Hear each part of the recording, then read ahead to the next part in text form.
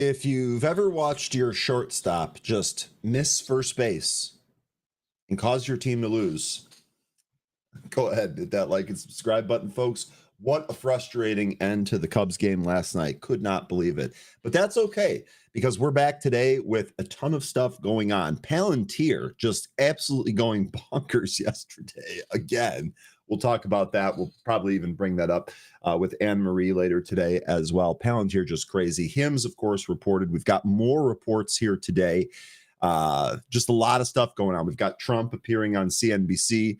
A lot of stuff going on today. We're going to break it down. It should be a fun one. So Tuesday, August 5th. Hopefully we will make this one a day to remember. Benzinga's pre-market playbook for Tuesday, August 5th. A T3 Tuesday starts right now.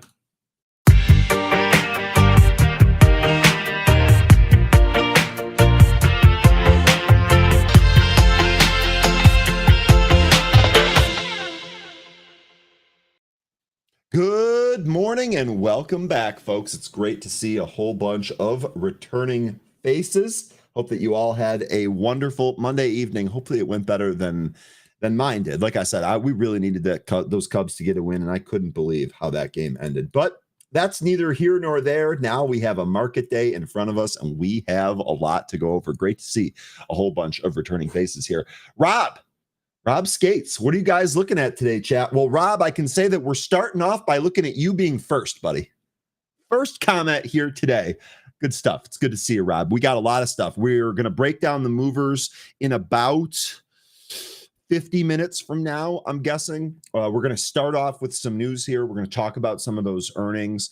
We have drone stocks on watch here today. We've got a watch list that we will build for you here shortly. So sit tight, buddy. We're going to have you covered here. Good to see you this morning. Seahorse Trading, good morning. Nice to see you from Minocqua, Wisconsin. How's the weather up there? I wish I was in Wisconsin right now. I wish I could just take an entire week off and go to Wisconsin right now. That would just be absolutely awesome. Just sit on a chair by the lake, by Lake Michigan. Oh, man, that sounds great. Good morning. Mawuli, welcome. Good morning. And a new Zinger Nation member. Let's go. Welcome, Mawuli. Mawuli. I hope I'm pronouncing that correctly. Correct me if I'm wrong, please. Pete, good morning. Always good to see you.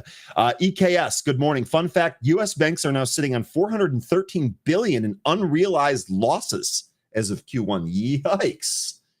Yikes, that's no good. Sean, good morning, Jerome Daddy. Getting ready for that vertical takeoff this week, Sean.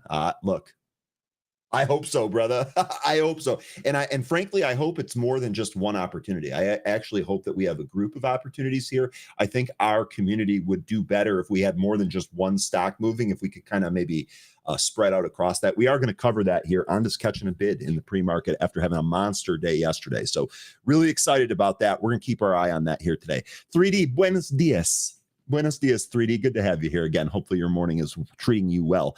Empyrean, good morning. Jane, good morning. Harley, good morning. And Francis, good morning. Sun-Kissed Yogi, good morning. Welcome back. Day Trader, good morning and welcome back. Blaze Rhino, Big of Bees, let's go. Dan, Chuck, producer, let's go. Big Dave, let's go. Quantum Vortex, locked in, let's go. Brandy and Gary and Yassine, awesome. Bernhard, Cad, Tanya, good morning. Mystic Meditation Music is about the most soothing thing I've heard at 7 o'clock in the morning. Let's go, Mystic. Good morning. Golden Brown, good morning. Six String Lova, good morning. Tyler, good morning. Judge, locked in, good morning. Jim, good morning. Ryan, good morning. Christian, good morning. Let's make some money indeed. Today is as good of a day as any. Am I right, my man? Zoo, good morning. Laura, good morning. Dermo, good morning. ATL Russ is locked in. Good morning. Kevin, good morning. And Austin, good morning. It's great to see all of you folks here today. All right, we're going to start with the SPY chart. We do kind of have a lot to do in the pre-market here. I always think that when we've got a whole bunch of news going on, plus a guest. So I want to make sure we get to everything here. And I'm also watching this on this move right now. So bear with me for a sec while I can't even believe that we're at this at the moment, but really good stuff. Sideshow, good morning. What up? Our spirits are what up, buddy. Yakshamash. DV Jones, good morning, brother. Let's go ahead and get it. We're going to start here with the SPY chart as we normally do. All right, let's get the, there we go. I do have my producer watching the President Trump interview. I'm sure some of you are doing that as well. I will do my best to try and get updates from that in case there's anything that we need to discuss. We will go ahead and do that. Zach says, check my previous comment. Zach, I didn't see any other comment from you, so I don't know what that is. Did you tweet me or something? I don't know where that comment is, but good morning nonetheless. Artref, good morning as well. Okay. Again, I'm going to try to keep my eye here on this. We'll go to that here pretty soon. There is still a buyer there. That is awesome. We are almost at $3. I actually moved my order to $3.50 because I thought we might gap here this morning. Now we're coming back in. We'll see. Hopefully this pops above. Let me actually set this just in case I get rolling with some of the news. I'll still have something there. Sorry about this. I normally don't have to do this, but we're going to do it today. Okay. Next here, we're going to start with the SPY. So first of all, the big thing that we have been setting up for yesterday is this 20-day moving average. Frankly, we've been talking about the 20-day moving average for like the last week or 2 weeks here. And we lost it on Friday, recaptured it yesterday. And today, it actually looks like we're going to continue to push higher here. So 632, S&P futures up 0.25% here this morning. Rest of the market's up too. Dow's up 0.14%, and the NASDAQ is up 0.36%. So green arrows across the board here this morning sure looks like a little bit more continuation. Yesterday, in addition to recapturing the 20-day, we also filled the mini gap that we created from the candle on Thursday. That gap has been filled. To my eye here, sure looks like 640 is your next upside target. You want to be a stickler and look at the high from the previous candle, that's 639.85. I'm not going to fight you on that, but frankly, 640, this is likely going to be the target for me, I would say. So we'll see if we're able to break that here, if we're able to continue to trade higher, if we get any type of blue sky breakout or anything like that. We shall see with the SPY, but pretty good performance. Sure looks like another bullish day, at least from where we sit here today. Of course, anything can change throughout the course of the session, but with Palantir kind of helping out, sure looks like we're on track for a bullish day here today. Now, let's go through some of the news here real quick. We're going to start here with the stock market overview. U.S. stock futures inch higher as analysts warn of a volatile August. Analysts warn? Yeah, well, PreMarket Playbook has been warning about that too. We've been discussing seasonality since July, frankly. So we're well aware of that and we're well prepared for that. Good to see everyone else coming into the fold. They should just watch the show. They would be more informed. AMD, Pfizer, and Caterpillar are in focus here. Now, this comes as tensions continue to escalate between India and the United States, with President Trump threatening to substantially increase tariffs imposed on the nation over its continued purchase of Russian oil, accusing the nation of profiting from the Ukraine conflict. Now, a couple of takeaways from this. Number one, the market really doesn't seem to be fazed by this. I think that's twofold. I think, number one, market knows that this is clearly a negotiation tactic, and the market is still working off of all of the good news that it's got. The other thing here, this just pretty much puts the nail in the coffin of Trump and Putin being buddies. That's just not the case here. Very, very clearly, Trump has been saying that he wanted to end this war in Ukraine. Now it looks like in trying to leverage India buying oil to try and get this thing ended. So we'll see if he's successful in this. We'll see how quickly this can be mediated. India is not only buying massive amounts of Russian oil, they are then, for much of the oil purchase, selling it on the open market for big profits. They don't care how many people in Ukraine are being killed by the Russian war machine. Trump said that in a Truth Social post yesterday. So we'll see where we go here from that, but that's pretty much the big news, and the market is not even blinking at it at the moment. We talked a little bit about Palantir, just blowout earnings. We're going to cover that in some more depth, so I'm not going to cover that as much here right now. However, I do want to get to some insights here.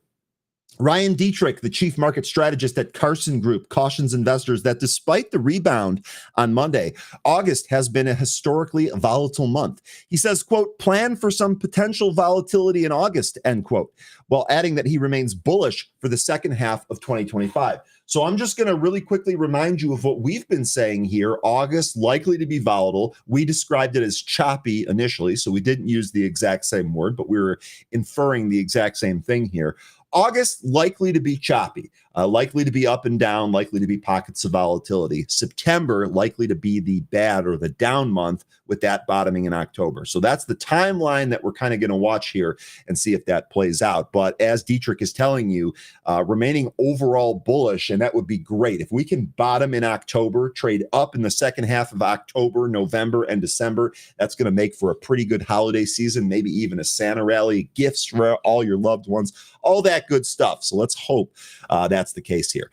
Now, he did post this video, so if anyone wants to watch this, I'll go ahead and throw the link here in the chat. You guys can do that. We don't need to watch that here together, but the title here is a little bit provocative. Will stocks ever go down again? I'm sure that they will. They go up and down all the time. But in any case, alongside Dietrich is Sonu Verghese. Hope I'm pronouncing his name correctly. He's the global macro strategist at the Carson Group, who says that what matters most now is inflation reports. As he says, the Fed is worried about tariff inflation. Quote, if that doesn't show up, he says, 2 or even 3 rate cuts across September, October, and November are on the cards. That would play into this bullishness that we see in the latter half of the year. Remember, we talked to Louis Navalier yesterday. He absolutely sees 2 more here, floating the possibility of 3 here in the latter half of the year. So we'll see. Again, markets liking that here this morning.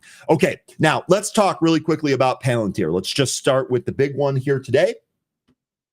Palantir, here's what we got. Now, a couple of things are noteworthy here. Obviously, Palantir's strength, which we've been covering since, the 20s, right? When we had a couple of troll chatters come in here saying, this is a short, this is a short, this is a short, you guys have to short this. Yeah, that was 150 points ago. Thankfully, we didn't listen to that, and we're still here trying to trade. The other thing that we should notice is that, boy, oh boy, these trend lines that we have been drawing on things, they have been spectacular in terms of giving us ideas of where this price should go, where support is, where resistance is, the whole 9 yards. It has been phenomenal, and it continues to be phenomenal. The trend line that we had starting from the Liberation Day low and actually had this kind of drawn here through the June low. This is now an upside trend line, and these earnings here today busting right through that. We are actually gapping above that trend line. This now makes this a key level here. I would say that 168 to 170 is absolutely going to be a potential area of support here for Palantir. If we stay above that, there's no stopping this stock from being able to ride that trend line higher. For all of you that draw fibs on things, I'd be curious to know, what type of upside targets do you have from your fib drawings here? Is there anything that we should pay attention to? With all of this, we shall see here. Palantir. Now, let's actually dive into some of the numbers here. Palantir reported financial results for the second quarter after the market closed yesterday. Palantir reported second quarter earnings of $1 billion. So Palantir putting up its first billion-dollar quarter.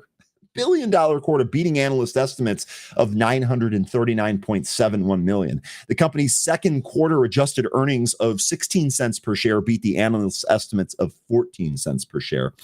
Palantir has now met or exceeded analyst estimates on the top and bottom lines in 8 consecutive quarters.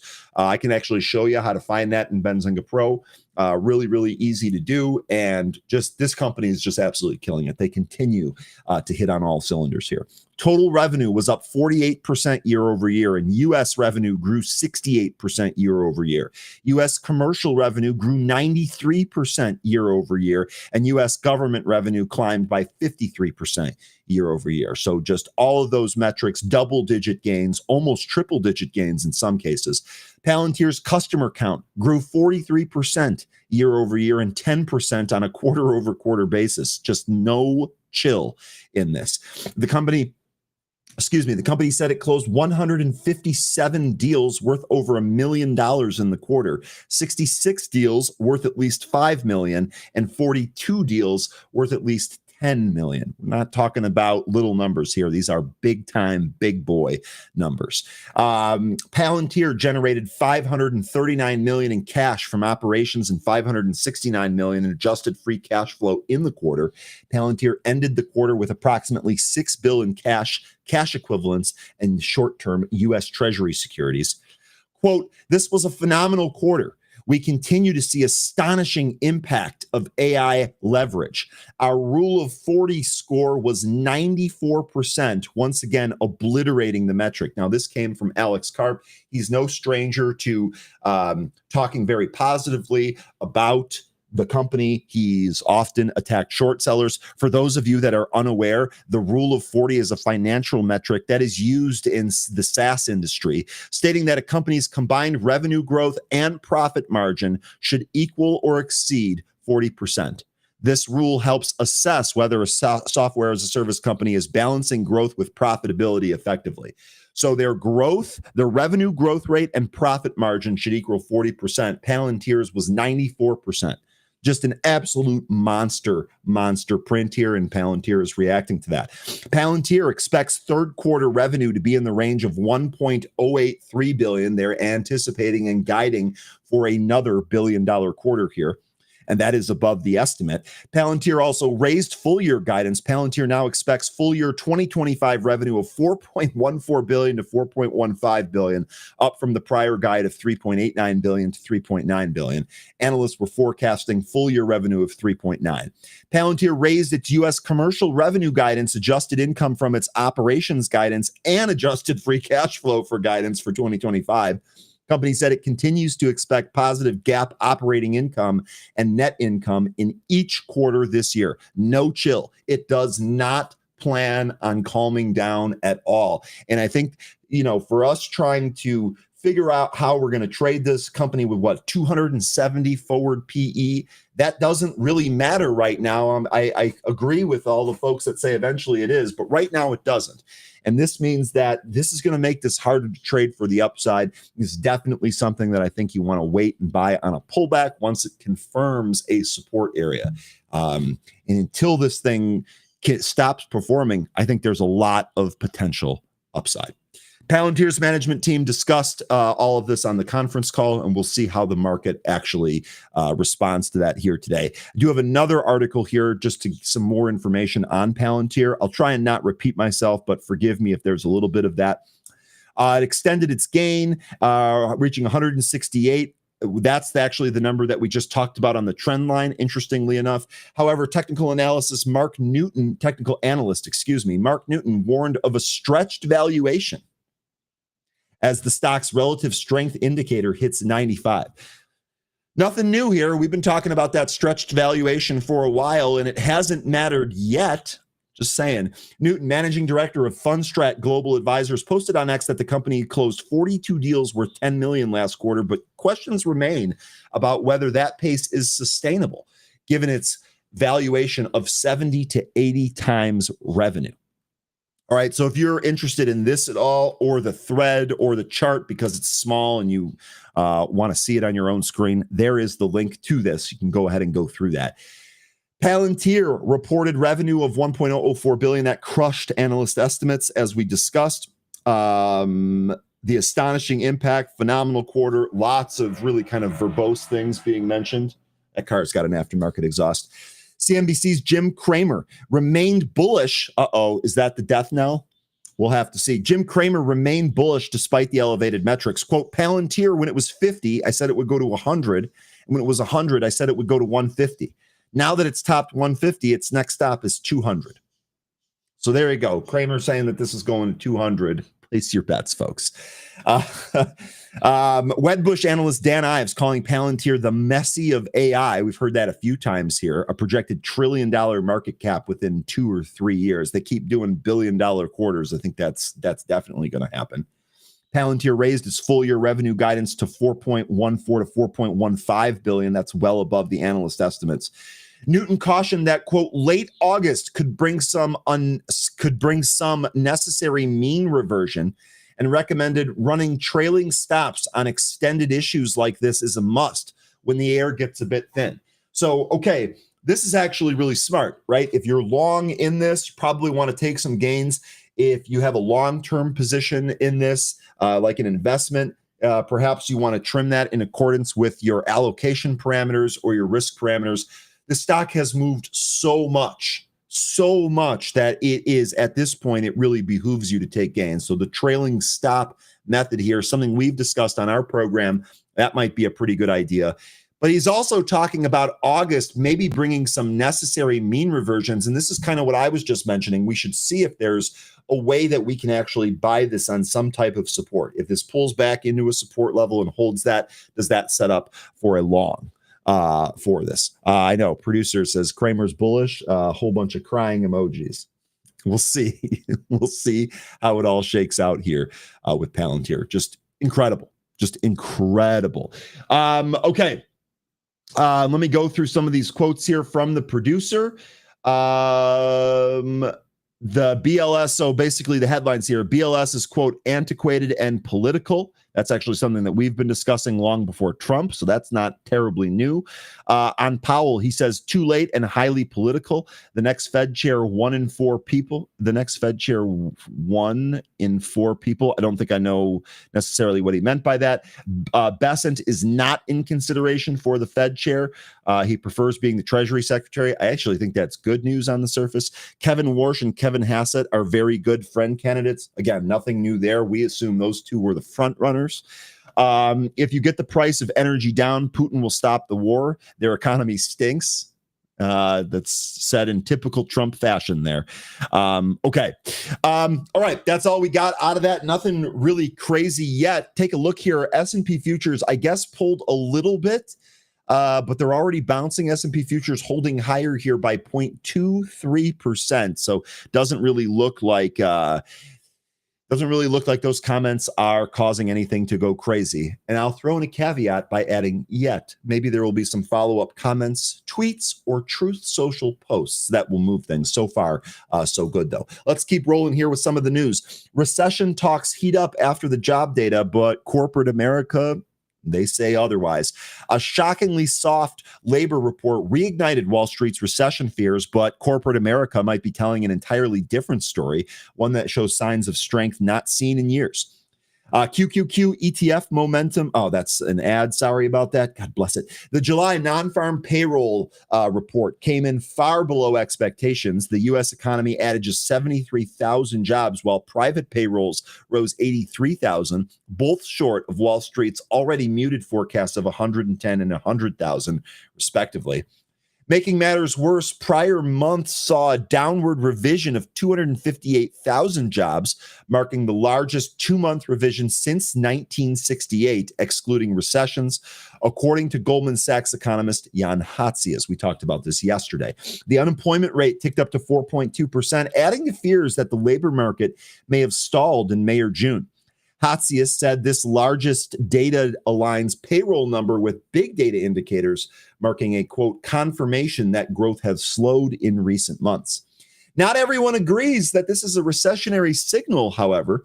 Quote, Friday's jobs report was terrible with recessionary level numbers, but slowing hiring is not new and markets are already looking past it. That came from Robert Ruggiero. I butchered that one. Sorry, Robert. CIO at Brave Eagle Wealth Management. He added that companies are freezing hiring, not firing, while waiting for clearer policy signals. How about that? Bank of America economist Aditya Bave offered more of a structural take, saying that markets are confusing recession with stagflation. We're not. Tim Melvin has been all over that. Tim Melvin's actually been very clear to not improperly use recession and instead talk about stagflation. Again, we'll see if we end up getting that here. According to Bave, labor supply is artificially constrained. Foreign-born labor has dropped by 802,000 since April, and the anti-illegal immigration policies, I'm not sure where this writer was going there, and labor slack hasn't widened. He noted that both the unemployment rate and the vacancy to unemployment ratio have remained flat for a year, while wages and labor income growth have remained robust. Even the scary sounding downward revisions may be overstated. Bave highlighted that more than half were due to seasonal adjustments and declines in public sectors. Private payrolls on non-seasonally adjusted basis were revised down by a less alarming 114,000. Ed Yardeni, president of Yardeni Research, also indicated the weakness is more about labor supply, not demand. He highlighted that hours worked are at record highs, real wages are growing, and there's little evidence of mass layoffs. Yes, firms are pausing hiring, but they're not cutting. Adding that a third quarter GDP as calculated by the Atlanta Fed model is still tracking at 2.1%, with consumers spending up 1.6%. While labor market fears dominate headlines, earnings season is quietly crushing expectations. According to FactSet research, with 66% of the S&P 500 companies having reported second quarter 2025 earnings, 82% of them have beat EPS estimates, well above the 5-year average of 78% and the 10-year average of 75%. If this trend holds, it will be the best rate since the third quarter of 2021. On the revenue side, 79% of companies beat forecasts, surpassing the 5-year average of 70% and the 10-year average of 64%. This is the strongest figure since the second quarter of 2021. John Butters, senior earnings analyst at FactSet, said both the frequency and the magnitude of earnings surprises are above their 10-year averages. Mega cap tech in particular, like Palantir, is carrying the season. Goldman Sachs analyst David Kostin said the Magnificent Seven saw 26% year-over-year earnings growth compared to just 4% for the rest of the S&P. Remember, we talked about, I did ask Louis a question about this, but I had also read his comment before that both Mag 7 names and energy names might be good places to be in the back half of the year. So far, earnings are confirming that. The 22-point spread is far wider than the 14-point gap predicted at the start of earnings season, indicating that mega cap tech gains crushed expectations last quarter, with NVIDIA still slated to report results at the end of the month. What do you folks think NVIDIA is going to do? Just out of curiosity. Okay, so labor looks weak, but the economy doesn't. The July jobs report was undeniably soft, and the revisions raise eyebrows, but strong corporate earnings, robust consumer spending, and no uptick in layoffs suggest that corporate America doesn't believe a recession is imminent, and maybe the market shouldn't either. So this is going to give us a couple of things to look at as we continue to get some of these reports to determine where we're going next, frankly. Okay, let me go back to the chart here real quick. I think we're going to take a look at HIMS. Let me follow up with some of the comments here that I might have missed. Trump will not be giving you pre-market gainers levels for cattle. Oh, I see what you're doing there. Trump says we will be putting in initially small tariff on pharma, but we'll go to 150% in 1 year. So he's talking about drug prices there. I wonder how some of those drug companies are responding to that. He also said we're getting close to a deal with China. I'll be honest with you, I've kind of felt that for a while. Frankly, I'm not really interested in the getting close comments anymore. Now that we actually have deals and frameworks worked out, let's get the actual deal done. We'll respond to that. Trump says we will raise tariffs on India. We already covered that. PreMarket Playbook, bringing that to you before Trump brought that to you. Pretty good stuff there. Okay. Let's take a look here at HIMS real quick. They also reported earnings. This was probably the other real big report that we had yesterday. And HIMS here down 10.6%. And I know that when we just looked at Palantir, I made a big deal about the trend line. Guess what? We've got another trend line coming into play here. This one originating at the high from February of this year and going through the rest of the highs that this stock made this year. Well, it did look like we had this kind of nasty topping candle up here. Now we've pulled back. We are right beneath the trend line here today. Current price 56.64. Trend line, if I estimate this by using my cursor here, this is going to be right at about 57 and change. So we are right beneath that, but we're right above that 20-day. If we can hold that or maybe even dip below that and test the 50-day and bounce from there, this I think there actually might be a long setup here in HIMS if the market remains strong here today and it comes down to these levels. This might be one of those earnings pullbacks that's buyable. We don't need to be a hero and rush into this. We can be very, very patient with this. Use your levels. So again, trend line there, 57 and change. 20-day moving average, 55.41. Let's call it 55 and a half. And your 50-day moving average is at 53.84. Those are going to be some levels to watch for here on HIMS. We'll see if it holds those and then maybe makes a move higher. Now, if we take a look at the news, we can actually go through some of the earnings report. We'll do that before we get the T3 guest here. Him and Hers Health reported second quarter revenue of $544.83 million. This missed the analyst estimates, missing analyst estimates of $549.83 million. The company reported second quarter earnings of 17 cents per share, beating estimates of 14 cents per share. Total revenue was up 73% year over year as subscribers grew to 2.4 million in the quarter, which was up 31% year over year. Gross margins came in at 76%. The company reported negative operating cash flow of $19.1 million and negative free cash flow of $69.4 million in the quarter.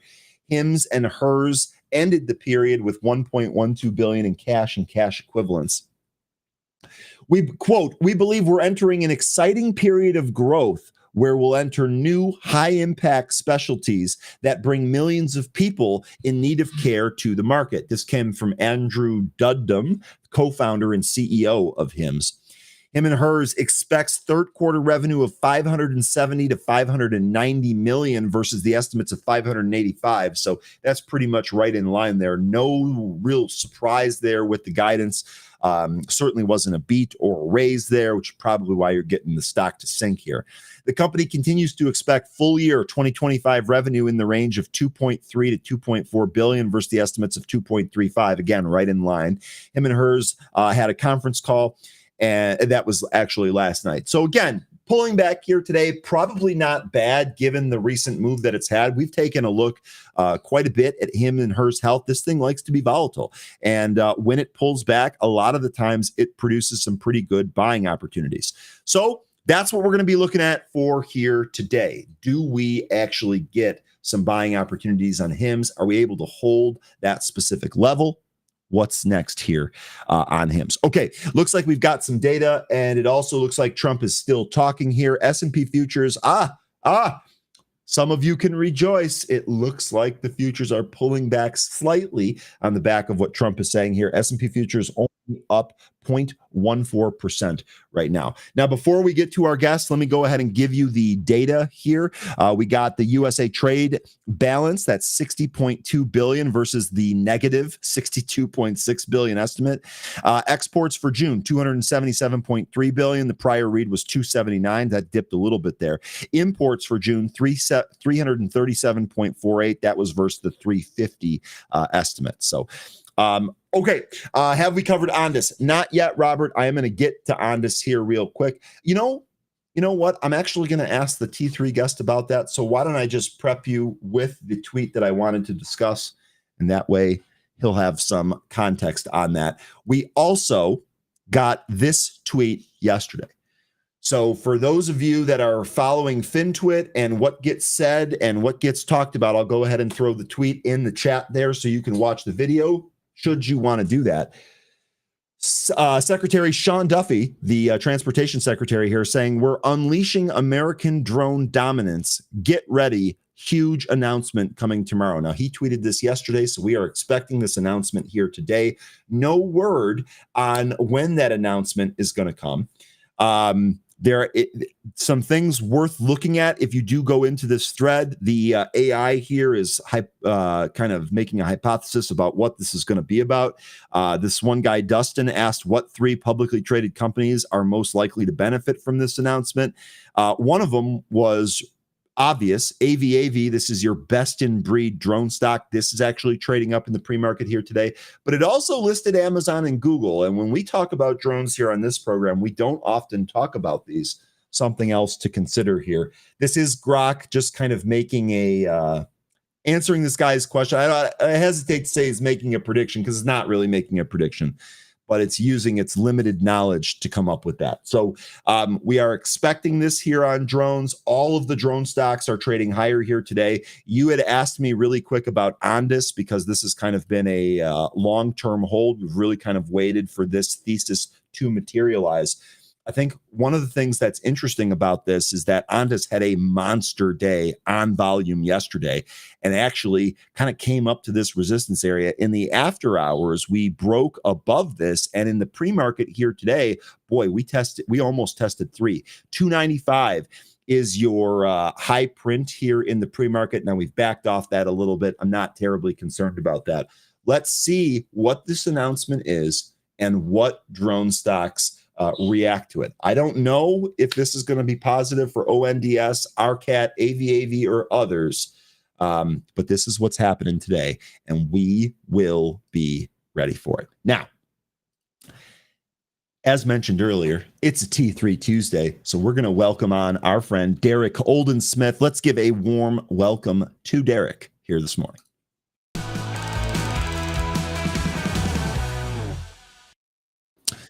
Derek, good morning. It's great to have you back as per usual. How you doing today?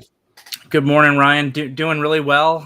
Glad to be back. Thanks for having me. No problem. I'm just going to start with this. Did you have Palantir going into the print last night? I had some Palantir short going into the print, but fully hedged out with options. So I have a position in it, but it's neutral, just because of the option spread that I had put on into it. So this gap up this morning is not going to be a problem for me. I think that Palantir is the most interesting stock of the day in how it reacts. So my initial thought process yesterday after the print, when it was trading in the mid 160s, was holy cow, what a phenomenal earnings report for this stock to not be up more. And that's kind of been a theme. I don't know if you've been noticing it, but stocks, and even at the index level also, I don't think that we've been reacting good enough to positive news a lot recently, with maybe the exception of Meta and Microsoft. But Meta and Microsoft had some of the most incredible earnings reports I've ever seen. Honestly, Palantir was right behind it. That Palantir report was phenomenal. Just looking based on the report at all, by itself, I thought the stock should be trading to at least 175, 180.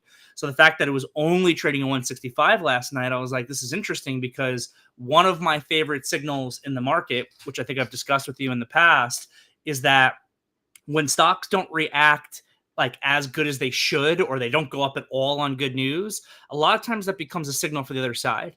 Now, this morning, stock's improving. It's up at 170, 150. So it seems a little bit more reasonable with such a phenomenal earnings report that it would be trading at this price. But I'm going to be watching Palantir really, really closely today. If this thing were to fail back through 170 early in the day, I'm probably going to look to short that, which sounds really counterintuitive on such an incredible earnings report. But it goes back to kind of a common theme that I've been seeing here play out over the course of the last week or two, which is that really good news has not been giving the right reactions to stocks. If for some reason, and this is an if-then statement, I'm going to actually put it as a lower probability situation. If for some reason Palantir were to really fail down today and close like flat or only up a little bit, or God forbid negative, I think the thing's done. I think it's completely done, because the fact of the matter is, like, Palantir, again, the earnings report absolutely crushed it, but it's also a phenomenally expensive company. So at some point you wonder, like, is it going to take 20 years to grow into the valuation or what? But the biggest thing that I want to note to anybody who's listening is, one, if I were to short it, I'm only shorting it on the way down. This stock is a momentum name. It can rip your face off if you're just like, oh, it's expensive, so I'm going to short it. It's a great way to lose a lot of money in a short period of time. So signal number one is I need to see this thing actually failing back through 170, and then I would look for a potential short just to see what it can do, because this market to me recently has been feeling really heavy. We noticed it. Let me jump in there. Let me jump in there real quick, because you said a couple of things and you're absolutely right. So first of all, we have been talking about this phenomenon recently. One of the ways we've been looking at it is okay, well, the options imply such and such move. To use Palantir as an example, the options implied a 10.8% move. We didn't get that in the after hours. And to your point, even when it behaved better today, we still didn't get that 10.8%. Furthermore, you had also covered all of this. I'm amazing how succinct you were with that. But we've noticed that this is a common theme amongst this earnings report. In fact, it has been option sellers that have won these prints because the move has not been what the options have been anticipating. The lone exceptions, or I shouldn't say the lone, the two big exceptions were Meta and Microsoft. The names that you mentioned, those, of course, had amazing reports, smoked earnings, and I think even some of those came in the next day. So your Palantir setup here sounds absolutely right on. I think that's perfect. What a call, too. This is done if it moves back through 170 or if it goes red here today. And I think you also balance that quite nicely with saying, yeah, you can't just short it because it's expensive and the PE is high. That's how you get carried out on a stretcher. So I like this. Wait for it to kind of confirm a down move. Let me ask you something. We've got the 20-day moving average at 153. I didn't hear you mention that in any of your rundown. Do you factor the 20-day moving average in at all? Like the last time we came in here, we peaked beneath it and then we rallied again to new highs. If we lose the 20-day, would that also help your short, or would you try to get short prior to that test anyway? Sure. So the 20-day there is pretty close to the 21 EMA, which is actually what I look at a little bit more closely. I'm a big user of an 8 and 21 EMA.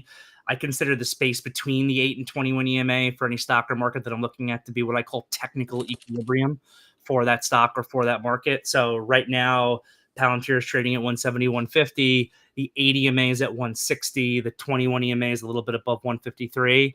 So I would say technical equilibrium for the stock is between basically 160 and 153, and it's $11.50 extended from its upper band of equilibrium. Obviously, a stock that's extended can always become more extended, especially when it's a high beta meme type of stock, or especially when there's a news event like an earnings report. That's really how stocks can get more and more extreme into extension. If Palantir were to lose 153, then you have a failure of the uptrend that the stock has been in. So at that point, you'd have basically a complete reversal in the stock. That's too deep of a call for me at this point. Okay. The way that I approach markets is really like one step at a time. For the moment, what we have on our hands is a phenomenal earnings report with a big gap up. In order for a failure and a reversal below 153, you have to first see this thing trade back below 170 today. Then you need to see it fill the gap from the earnings report, which means it gets back down to 160, which is where that 80 MA is and where there's going to be previous resistance, which turns into future support.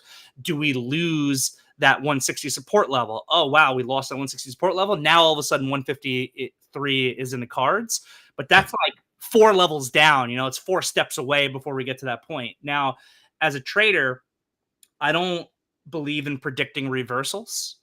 I predict retracements, and then I have rules in place where a retracement can become a reversal, and I can capitalize on that. There's a age-old saying in trading. There's a lot of age-old sayings in trading that I completely disagree with, but this one I do agree with, which is don't pick tops and bottoms, right? So I'm not here to pick an absolute like top in any stock or the market or Palantir. I'm here to note like, hey, Palantir is probably not trading as good as it should be on such a phenomenal earnings report. Does it mean that profit takers come in, sell this thing back down? Then I could short it through 170. Then I could have an initial target in the low 160s, but I can hold 25 to 50% of my position just in case that retracement lower actually turns into a full-on failure, where if this thing were to get down to 140, which is a very low probability, I can still have stock. So that's how I can maximize reward for lower probability situations when they actually occur. Okay. That is an absolutely awesome breakdown. Folks, trade with Derek all next week for free in his Pro Desk virtual trading floor that is August 11th through the 15th. QR code's on the screen. We threw the link in the chat. Go ahead and join that. Derek, really good stuff. Look, the last time that we talked to you, you thought that the market looked extremely bullish. And here we are. The market has pushed to new highs here. So I got to ask you, what's your update? What do you think now? I'm not nearly as bullish as I was. I was really bullish for that July period, seasonality strength. Yep. The systematic bid was underneath the market, but That's over now. So as we come into August and September, there's a lot more seasonal weakness. You're losing the systematic bid. It's pretty much fully in the pool. With that said, it's being replaced by the corporate buyback bid. So there will be some underlying support to this market. Thursday into Friday, we had our first real pullback almost since April, right? And it was a really big pullback. There's a big question that is going to be answered, I think, this week. Is that pullback the beginning of something more? Is it the end of the uptrend that we've been in since April? Or was that just a healthy, profit-taking 2-day correction of a monster market that is then going to lead to a new high? I am looking right now to see if this market gives a lower high. So I'm looking to short the gap up this morning to see if we can get a lower high from that previous high. For the moment, my biggest expectation for August is chop. Not a continuation of our uptrend, not necessarily a crazy breakdown or anything like that either. I'm expecting chop with maybe some downside weakness. The market would only become more structurally broken, I think, if we lost like SPX 6,200, really 6,190, where then at that point you would actually get the systematic bid that we had for the last 3 months to become selling at the same time that you're actually confirming a reversal in the market. Because if you lose Friday's low from last week, then you'd be going from a pattern of higher highs and higher lows to lower highs and lower lows. Again, I'm not here to predict the reversal. I'm saying at this point, I think there's a much higher probability of chop, but I'm a big believer in if-then statements with the market. If we lose Friday's low, if we lose S&P 6,200, then I think we are setting up for actually a much larger sell-off to retest 6,000 in the S&P at that point. So. Okay, that's absolutely fantastic. Folks, I just want to remind you that on Friday, on the day here that we're talking about, the candle that we're talking about, we had Mark Petrino come on the show and say 620 sure looks to be the level that it needs to hold. And did it ever? If we end up breaking that now, things change here. Okay, we talk tariffs every time. I know Trump was just on, I couldn't hear it because I'm obviously doing the show, but I know Trump was just on CNBC here. We talked tariffs last time, and you had mentioned that the substance of the deals matter. Now we've got some of that, right? We've got some more framework. We've got some more substance of some of these deals that have been completed. There's like $1.5 trillion of investment coming into the United States. How do you break this down? What are you looking for any trades based off of that? Sure. So a lot of sell-side analysts, had been predicting that we were going to end up around the 10% number, and now it looks like we're going to end up around the 15% number. The bottom line is it's all noise at this point until it hits the economic data. That's really the bottom line. We saw a event-driven bear market. That's a specific term. In March into April, it was an event-driven bear market. It was brought on by the onset of fear related to tariffs. The big question is, does an event-driven market lead to a cyclical bear market? A cyclical bear market is when you actually see it in the economic numbers. I'm an economist by nature. I studied economics in college once upon a time.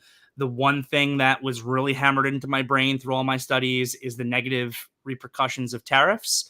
Maybe this time will be different. It's certainly being offset to some degree by the AI story. I would argue that any degree of weighing on the economy that's coming from tariffs is to some degree being offset by the semiconductors and by the AI story.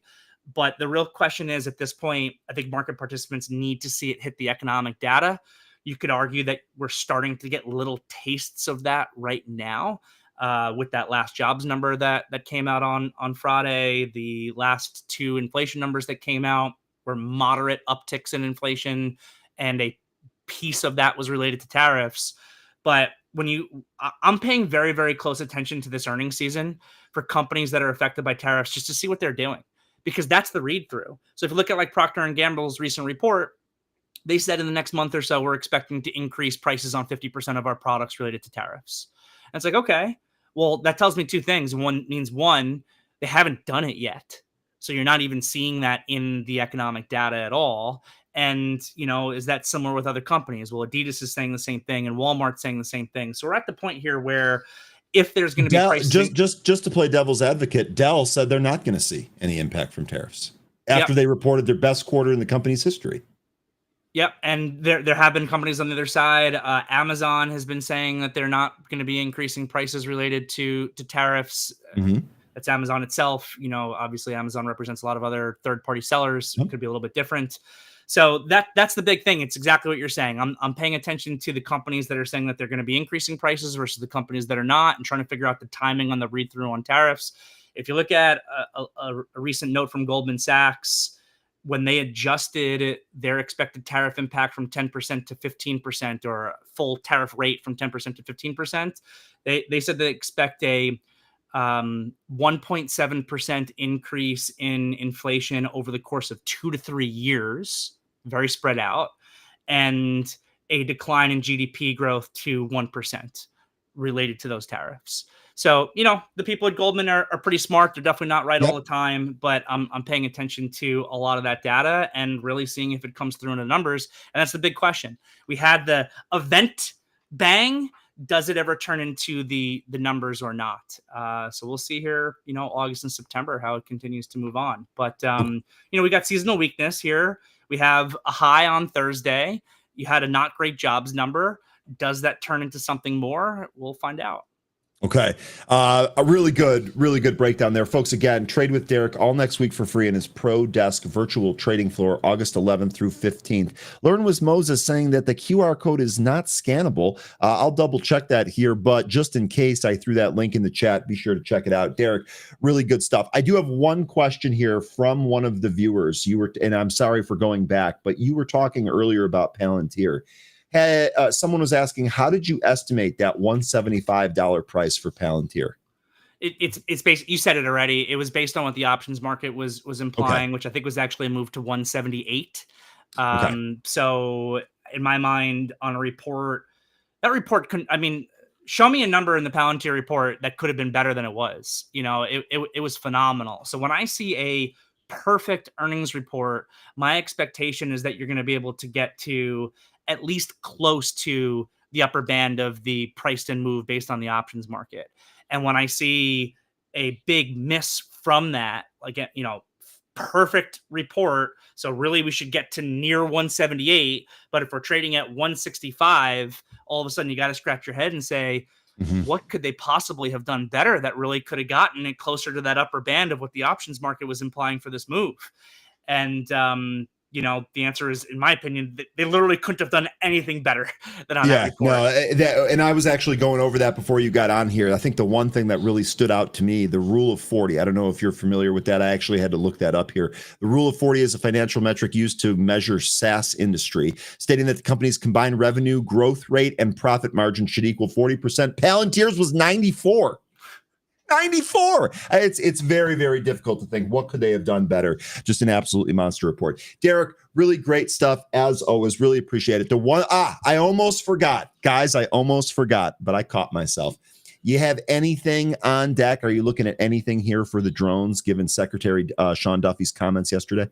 So related to drones, but a little bit different. I'm going to throw out a dangerous one for you. Let's go. My chat loves danger, baby. Let's go. I like looking for a big short in JOBY. Let's go, Derek. It's a dangerous one. I'll harken back to what I said in Palantir. Don't just blindly short things and get your face ripped off. But, we're talking about a company with, I don't know what the market cap is now, $18-20 billion. It doesn't even have any revenue. That is a money-losing company that just bought another money-losing company. This is actually one of the first instances I've ever seen of the company doing the acquiring not sell down immediately on the report. But I think where the short comes in is they technically report earnings, I think, tomorrow after the close, but pre-revenue companies, the earnings report is pretty much always a non-event. I think that you're going to get a secondary offering in this thing that's going to hit it down at some point. And I want to make note, I typically hate when people predict secondary offerings because, every crappy company that goes up, you go, oh, I'm going to short it because they're going to put on a secondary offering. So I don't typically like that. But JOBY has a history of doing secondary offerings. And if they're buying out this other company in cash, or they might do it with stock, they don't have that much cash to be able to just lay out $125 million on top of the run rate of the amount of money that they're losing to buy another company that loses money. I just don't think that they can really properly afford to do that without some major stock dilution. So either the deal goes through entirely with stock, which weighs on the stock itself, or they do a secondary offering, or they potentially do both, and it leads to a big short. I don't think, for optic reasons, that they're going to announce a secondary the day before or the day of their actual earnings report. We might need a few days here, but as this thing extends higher, you could maybe, do it through puts, so you know exactly what you're risking in it, so that you're not hurting yourself too badly.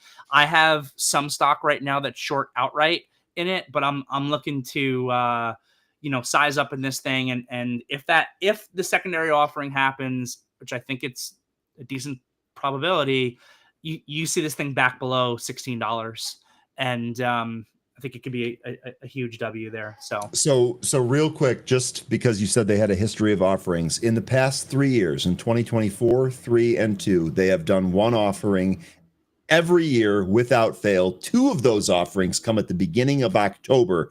You also referenced the earnings date. That comes here on Wednesday after the market. So maybe they report on Wednesday, and then a month, maybe 2 months later, they end up doing the offering. Derek, phenomenal stuff here today. Really appreciate it. Folks, hit that link in the chat to trade with Derek for free all next week in his virtual trading floor. That's August 11th through 15th. Derek, thanks so much. Good luck here today. Can't wait to follow up with you next time, okay? Thanks for having me. Talk to you soon. That is Derek Olin-Smith from T3. Richard Judge said it the best earlier, quote, "Those T3 guys are all awesome." I second that, Judge. They absolutely are. Really, really good breakdown from him here today. And how about that? Derek, not afraid to give you a couple of calls. Gave you some other things to consider there. That's exactly the type of stuff that we want to see. Now, Derek's departure leaves room for 13. Let's go ahead and bring him on. 13, how you doing here today, buddy?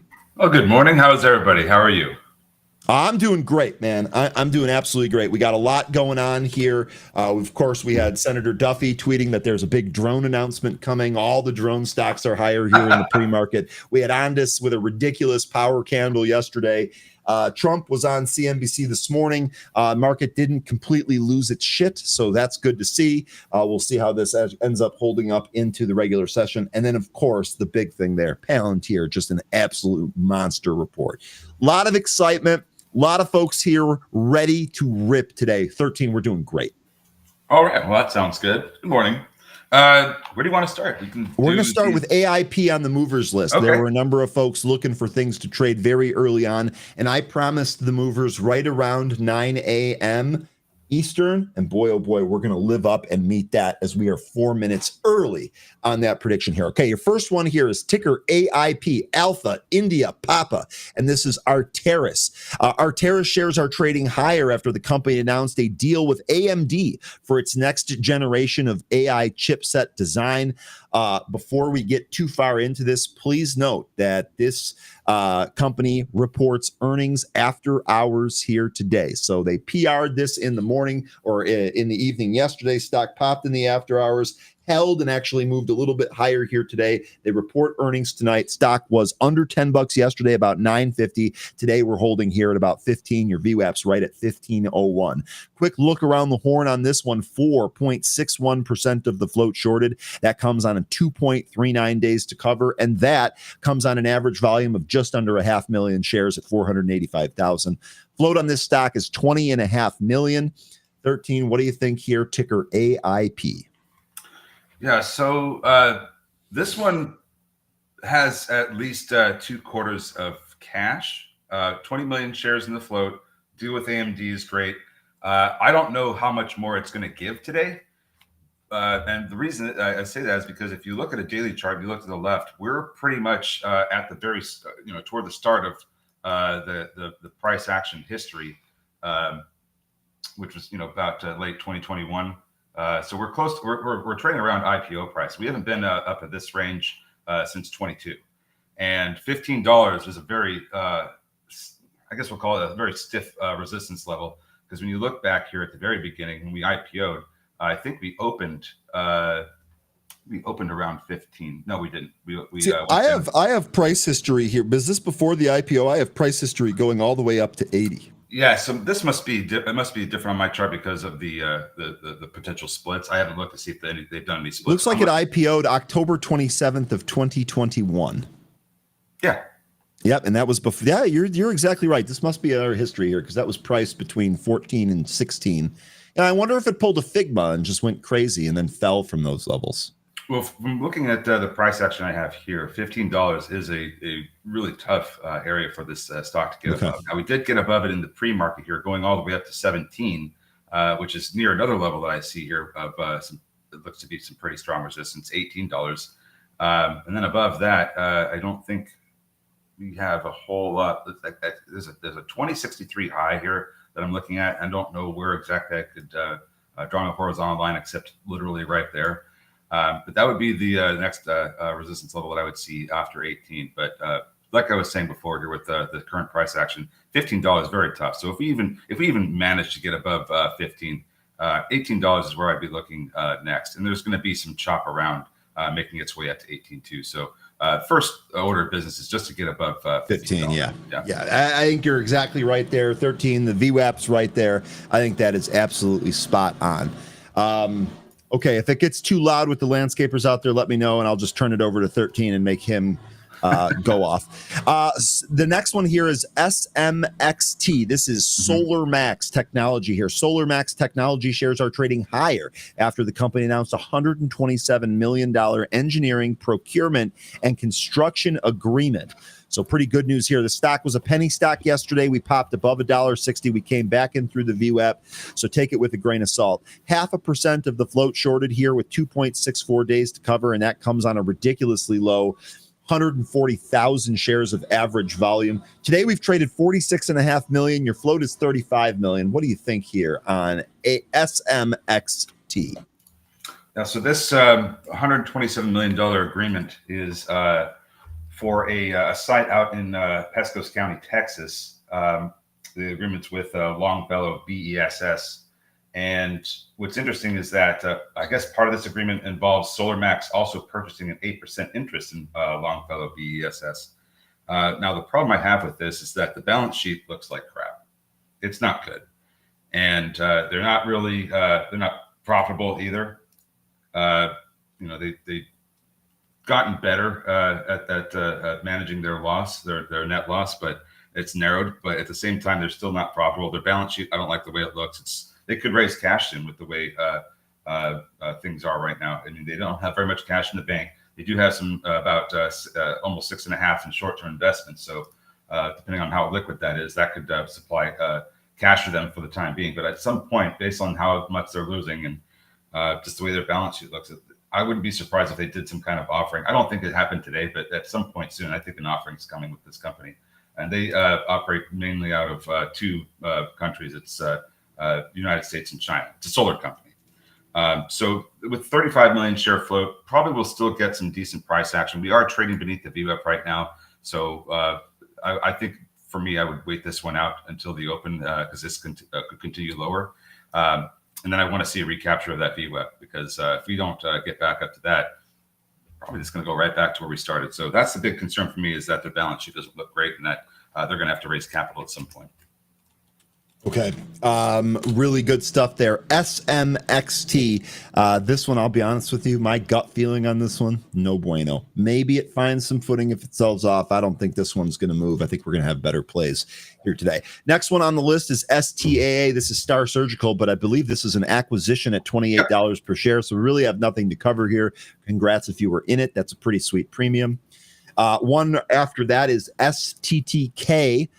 This is Shattuck Labs. Shattuck Labs shares are trading higher after the company announced it secured $103 million private placement financing through a securities purchase agreement. Stock is actually up 38% here. This too was a penny stock. It's doing its absolute best to hold on to $1, but it's beneath the VWAP at 107. Quick look at the short interest on this stock. 1.56% of the float shorted there with 1.77 days to cover.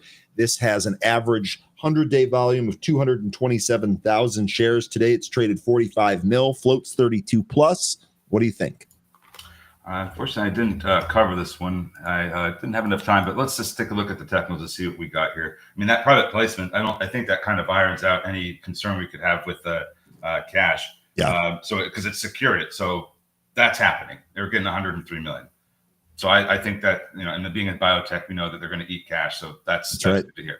Now, as far as what the chart's doing, we are trying to recapture VWAP here in the pre-market.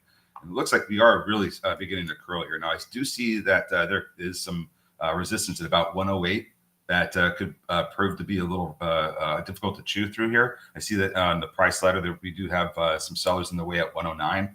So that would be the big resistance area I'd have concerns with about getting over here in STTK. But still need to see that VWAP get recaptured. It looks like the support levels are going to be pretty close to that 65 and 200 EMAs on the 5-minute. But yeah, if this drops back beneath the dollar, I think I'd just wait it out and see if it can recapture, because stocks trade like a different animal when they're under a dollar. Okay. I completely agree. People will make fun of me for that, but I'm with you on that. Okay. Good point there about maybe them not needing to raise. We'll see. Still a little bit skeptical of this. Next one here is Jay Rice's favorite stock, aside from Mullen. We don't want to disparage Mullen anymore here on the show, but this is Lobo. Jay Rice's long lost love of Rebecca Lobo and her stock here. Just kidding. Lobo EV Technologies. The stock was about 71 cents. It's popping here. It's trying to graduate above $1. I'm skeptical to see if this thing holds. See if we had any news here. Nope. Looks like maybe just kind of a trading action, a pump, something or other here. Stocks moving up by about 40% here today. Float is short percent of float, 2.17%. That comes on 1 day to cover, and that comes on 9.7 million shares of average volume. We've already traded almost double that at about 15.5 million. Float here is 7.5. You think there's anything here on Lobo, ticker LOBO? If there is, I would just look at the price action from Friday. That's where we have the most recent levels of where we're trading at right now. So I would just kind of lean on that. Looks like 120 could be a potential level, but I really am very, very cautious when it comes to China EVs right now, especially after we were hearing from industry leaders over there in the EV space that they don't expect of the 129 brands that they're out there that do EVs and other EV systems. They only expect about 15 of those to make it to 2030. That's how cutthroat and deadly the EV market is over there in China. So this is likely going to be one of them that doesn't make it. Wouldn't want to hold this, so I don't know if I'll even try and trade it unless there's a setup that looks so good that it's just easy enough to take and get in, get out, and be done. I don't want to stick around with any China EV names, so I wouldn't be in this for too long. But 120 is about where I would be looking at the resistance level for me to take profit if we get up. Good stuff. I'm in complete agreement with you. This is one I'm definitely going to pass on, but kudos to you for coming up with a level. Now, here's another one that we're a little bit more familiar with and might actually be on deck here. This has recently been a big mover for us. This is LiDAR, ticker LIDR, ticker or a company AI here. That's A and then EYE. AI. If we back out and look to the left here, just to kind of remind you what we've dealt with, this thing popped from about $1.10. Yeah, $1.10 here back at the end of July. This was Thursday. And Thursday morning, this thing went crazy, came back in, and it was the 2 following days that really gave some more movement here. It was mostly early in the day. Since then, we've kind of been bleeding back, but today we popped and look, we settled in that consolidation area on the day of the impulse move. So I would say some next levels here, maybe 383, maybe 430, and then maybe 5.25. We'll see. I'm basically just eyeballing that from the chart. But let's focus here on today. Take a look at some of the news here. We did get a PR here that AI is going to participate in the JP Morgan Auto Conference. Now, that conference, there is a company presentation on August 13th, and that's going to be at 2:05 Eastern. That is next Wednesday, okay? Next Wednesday. They're also going to have one-on-one meetings August 12th through 13th. So Tuesday and Wednesday of next week, you have a potential event where you might see some news come out about this company. I don't know if we're going to get that.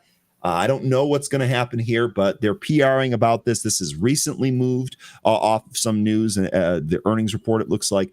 And also the earnings report, excuse me. This had a recompliance with NASDAQ theme that it fit in prior. So all of that's coming here. This is holding higher by about 17.5%. Quick look at the short interest, 8.38%. That was a slight tick up from the prior read, 1.06 days to cover, and that comes on an average volume of 16 million shares. Today we've traded 9.2 million shares. As a reminder, this is about 24.5 million in terms of its float. What do you think, 13? I think, I did draw a trend line for this a while back. I don't know if you drew it too, but we can get to that in a second here. It's got a recapture view up, which it looks like it might be getting a little bit of a boost to, and that's going to take it over $3. Now, if we get over $3, I'd be looking for some upside resistance. Are going to be at about 315, 330, and then somewhere between 350 and 355. Okay. And the reason I have that area up there, and we could also maybe draw on some of the 3/4 as well, but the reason I like the 350 to 55 area is I drew a trend line back on starting from May 20, I believe May 24th. It was in May when we had that high. Drew through the high of it was May 24th last year. I'm sorry.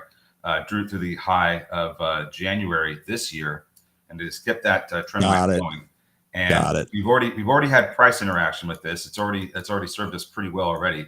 But what's interesting right now is that if we continue to move up over 3, as soon as we get into that 350 to 55 area, we're going to hit this trend line again. So I think that trend line is still going to be in play if we get up to that price.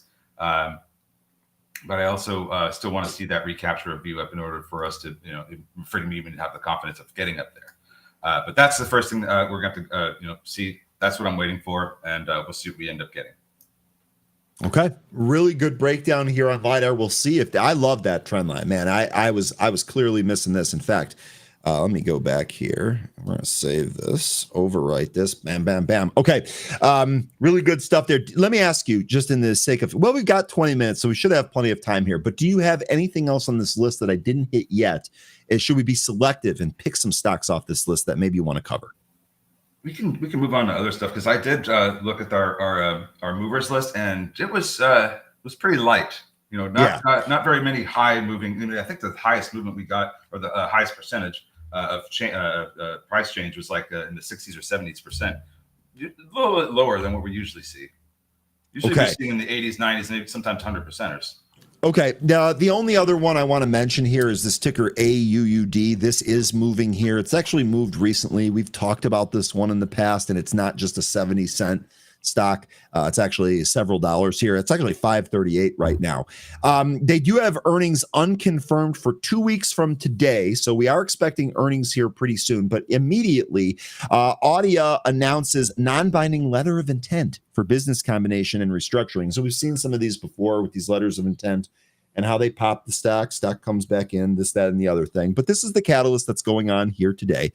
We take a look at the short interest on this stock, 8.76% of the float shorted, and with 1 day to cover. That 1 day to cover comes on just a complete ghost town of a stock. 66,000 shares is its 100-day average. Basically, nobody is in this thing. Today, however, we've traded 11.1 million, so that should explain the move up and the move back down.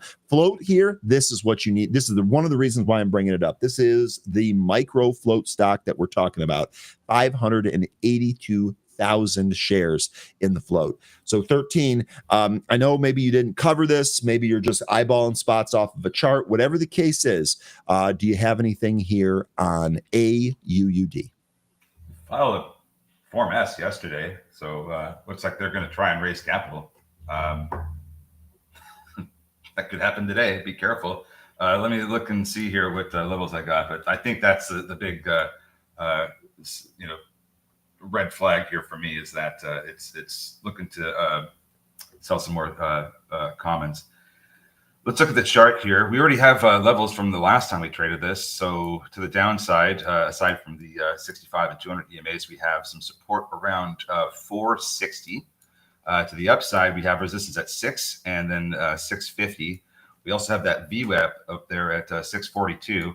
Went as high as 773 in the pre-market, but with that price action around that impulse move, I think it's looking like somewhere around 725 might be a resistance area. And then after that, of course, the 773. So those are the levels I'd be looking at here for if we start to turn up. Right now, we're kind of just trading sideways. Would need to just I would just wait this out to see what we end up getting closer to the open to see if we start choosing a direction. Of course, up would be the direction I'd like to go, but until I start to see some confirmation of that here in the pre-market, I just would wait this out. Okay, really good stuff there. AUUD. All right, we can move to some other stocks that folks are taking a look at here. Yeah, I wanted to point one thing out because I don't know if I had brought this up here, but I know I had talked to you about it, and it was regarding companies that are involved in supply chain solutions. Mm-hmm. And I don't know if it was that one or anyway. I was talking to you about YOU, or maybe this was the security clearance one. It was one of the two themes that we were discussing, and I think this was on the security clearance one, YOU, because we were starting to see a theme about different verifications and this is in biometrics. We had this conversation. I'm sorry that I'm kind of off topic here, but this one had earnings today, and it had beats, and I think this is it's doing really well. I think it's just continuing with the theme we were discussing. So just wanted to point that one out. This one is on the identity and security verification side. So that's just one thing I wanted to point out. The one thing here for this earnings report, they actually guided above their estimate, pretty substantial. In fact, the low part of the range of their guidance was actually above the estimate. I think that's why you're seeing this move. Still only up 4.4% here today. Right? Not a big move, but indeed. And if we take a look here to the left, really it's in this area, right? This high, this near-term double top. So to your point, this is a pretty key area if this breaks, and I actually think we have a gap fill up here. This is, I think this is what we talked about before. This gap doesn't fill till 38. So a pretty decent chart if you can clear this area out 13, and now we have the earnings catalyst behind us. Pretty decent volume candle so far here today. Yeah, so just wanted to point that out because I thought it was part of a theme. But anyway, we can move on to some of the other ones that folks want to look at here. Okay. We will do that. Really good stuff there. Really good breakdown. I did want to read one comment here because Jay has given us some golden nuggets here. And if you blink, you might miss it. Jay here adding BWXT and Axon to the list, to the BTFD list. Remember, and Jay, if I leave something out here, please get it in there. What Jay has been saying here is that the companies that report earnings or report really good earnings often trade well when they sell off, right? So these are the candidates to buy the dip on. Jay's giving you two here a little bit early, BWXT and AXON.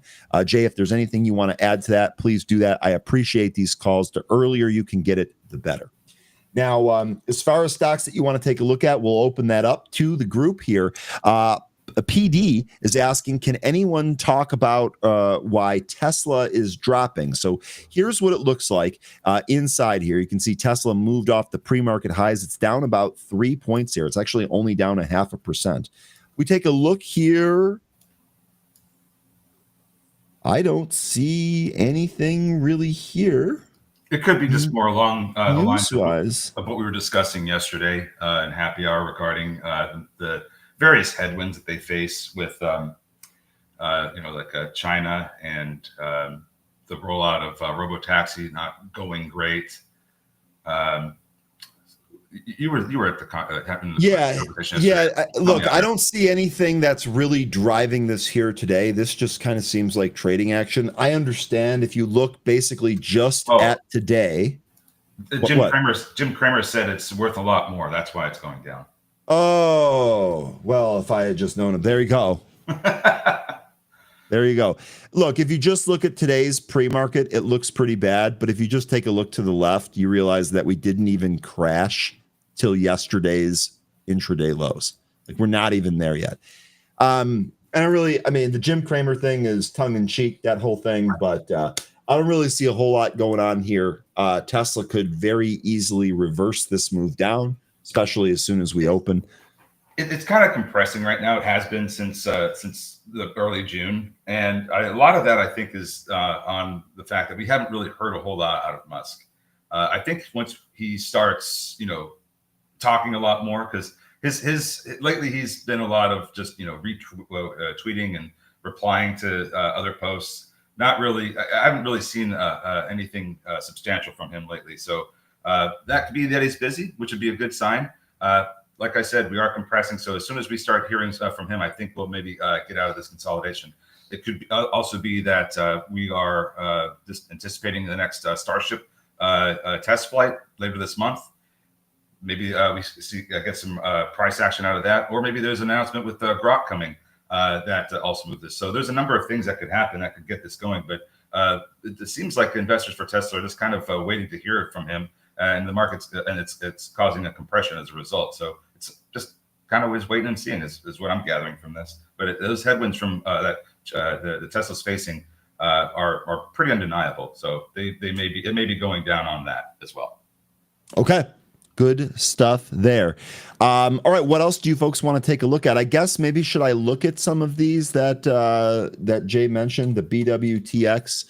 Kathy here saying this is up on NASA News. Oh, did I just type in the wrong? BWXT is actually what the ticker is. There we go. See if the charts are actually not broken today, folks. Not yet, anyway. Knock on wood. It's I typed in the wrong ticker here. BMX Technology shares are trading higher after the company reported better than expected Q2 financial results and raised its full year 25 guidance. Here's a look at your daily chart. Little breakout here on BWXT. Jay, let me know more specifically if you have any targets for this. I know what you're saying is that if this stock turns around and dips, then you would be inclined to add it. I'm just wondering if you have any numbers for us on that. But good stuff there. Okay. What else do we want to take a look at? What did I miss here? SMXT, this was mentioned earlier by our chat that it had made a move. It popped over VWAP and it's kind of holding up here.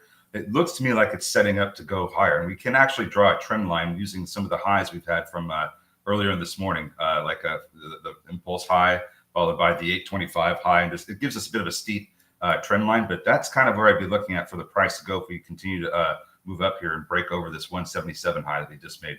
It's setting up like a bull flag here, so it's kind of waiting to see if this is what we end up getting. But that would take us up to over to about $2 if we do get this resolution of the bull flag. So that's kind of what I'd be looking at here with SMXT. Okay. Really good stuff there. We'll plop that trend line on there and we'll see what's going on. Izzy wants to take a look at Sound. Okay. SOUN. Here is Sound. They've got earnings here in 2 days. This is going to be on Thursday after the market closes. Excuse me. It looks like we're popping a little bit here. Got a PR. Sound AI announces 3 major global automotive brands have rolled out its category-leading chat AI assistant in North America. I don't know if you guys have these in your car. I do in mine. I never use that. So to me, when I first read this is kind of a nothing burger, but great to see that in terms of its actual usage. Great to see this being added in spots more than just drive-throughs. We'll see if this ends up being a positive catalyst for SOUN. Quick look at the short interest here. Still really high, 33.21% with 2.33 days to cover. On average, stock trades almost 38 million shares. Today, we've traded 1.5. Huge float, 366 million. Do you have anything here on SoundHound? Levels, thoughts? Yeah, look at that. Predictions, whatever. Yeah, look at this daily chart that we with the double top that happened here in July. We're starting to get resolution of that. It looks like we still could get some more downside. There does appear to be support coming in from around 875 to about 925. That's where the demand zones appears to start to me. So if we don't recapture 1150, which looks like a resistance area from this level, then I would be looking at a loss of some of these daily EMAs. We're struggling with the 65 EMA right now. looks like we actually have we're going to open over it today, but we need to see that hold. We also need to see the 200-day SMA hold. That was actually a reversal SMA, so we are trading up off of that.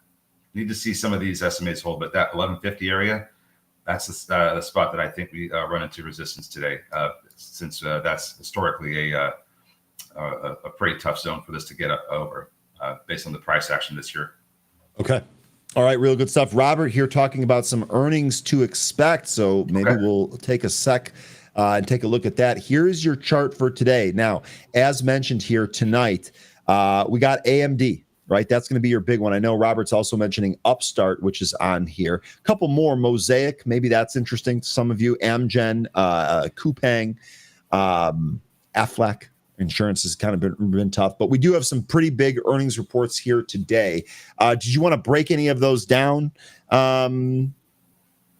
Robert, did you want to go through any of those? I guess SMCI, that's another one. We talked with Louis Navalier about that. He owns that. That's actually reporting after hours today. Maybe we could take a look at SMCI here.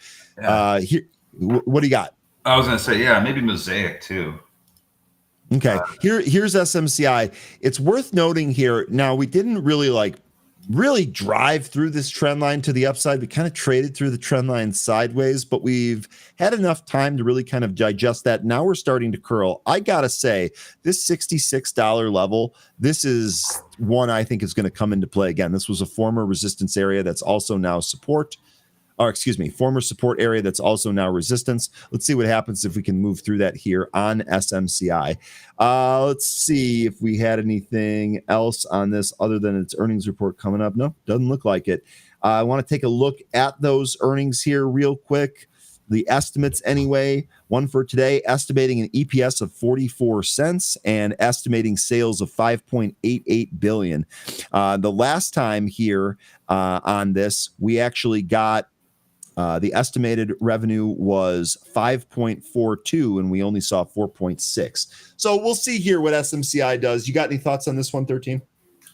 I think we do hit 66.50, that resistance area. Okay. Whether or not we trade over it and close over it, I don't know. But looks to me like we're certainly going to make our way up to that 66.50 area now.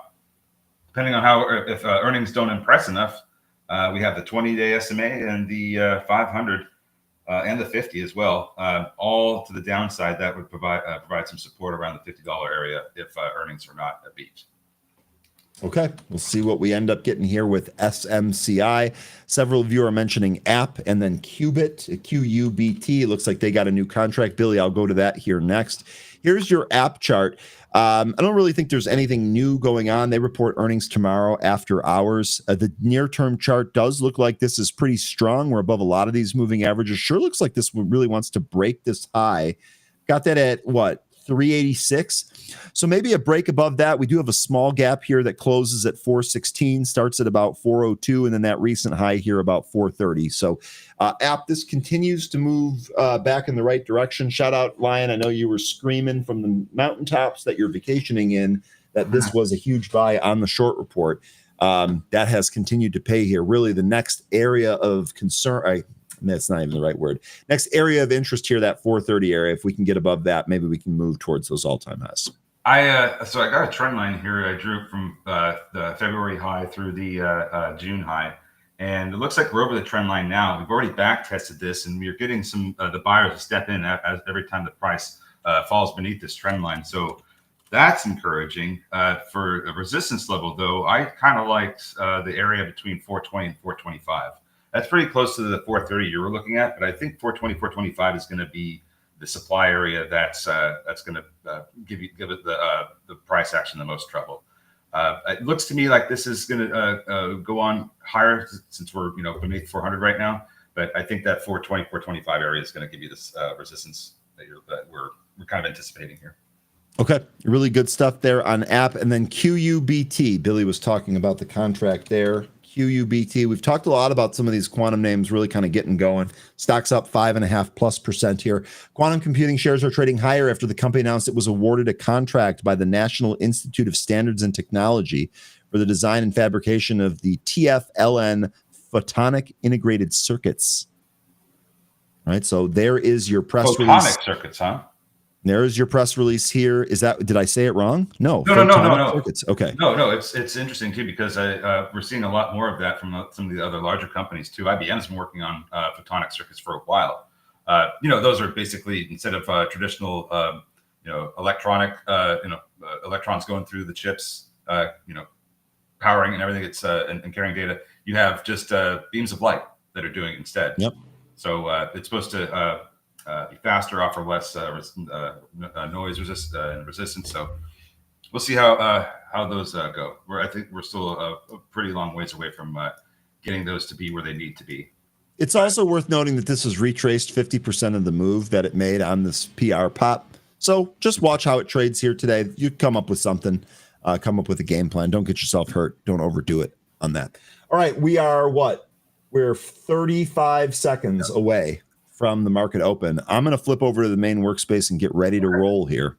Just asked real quick about UMAC by Izzy. UMAC, nice bounce off the 50-day SMA, currently making its way up to the 20-day SMA. That's where we're going to find the resistance, I'm sure. I also see a bit of a resistance area around 1070, 1075.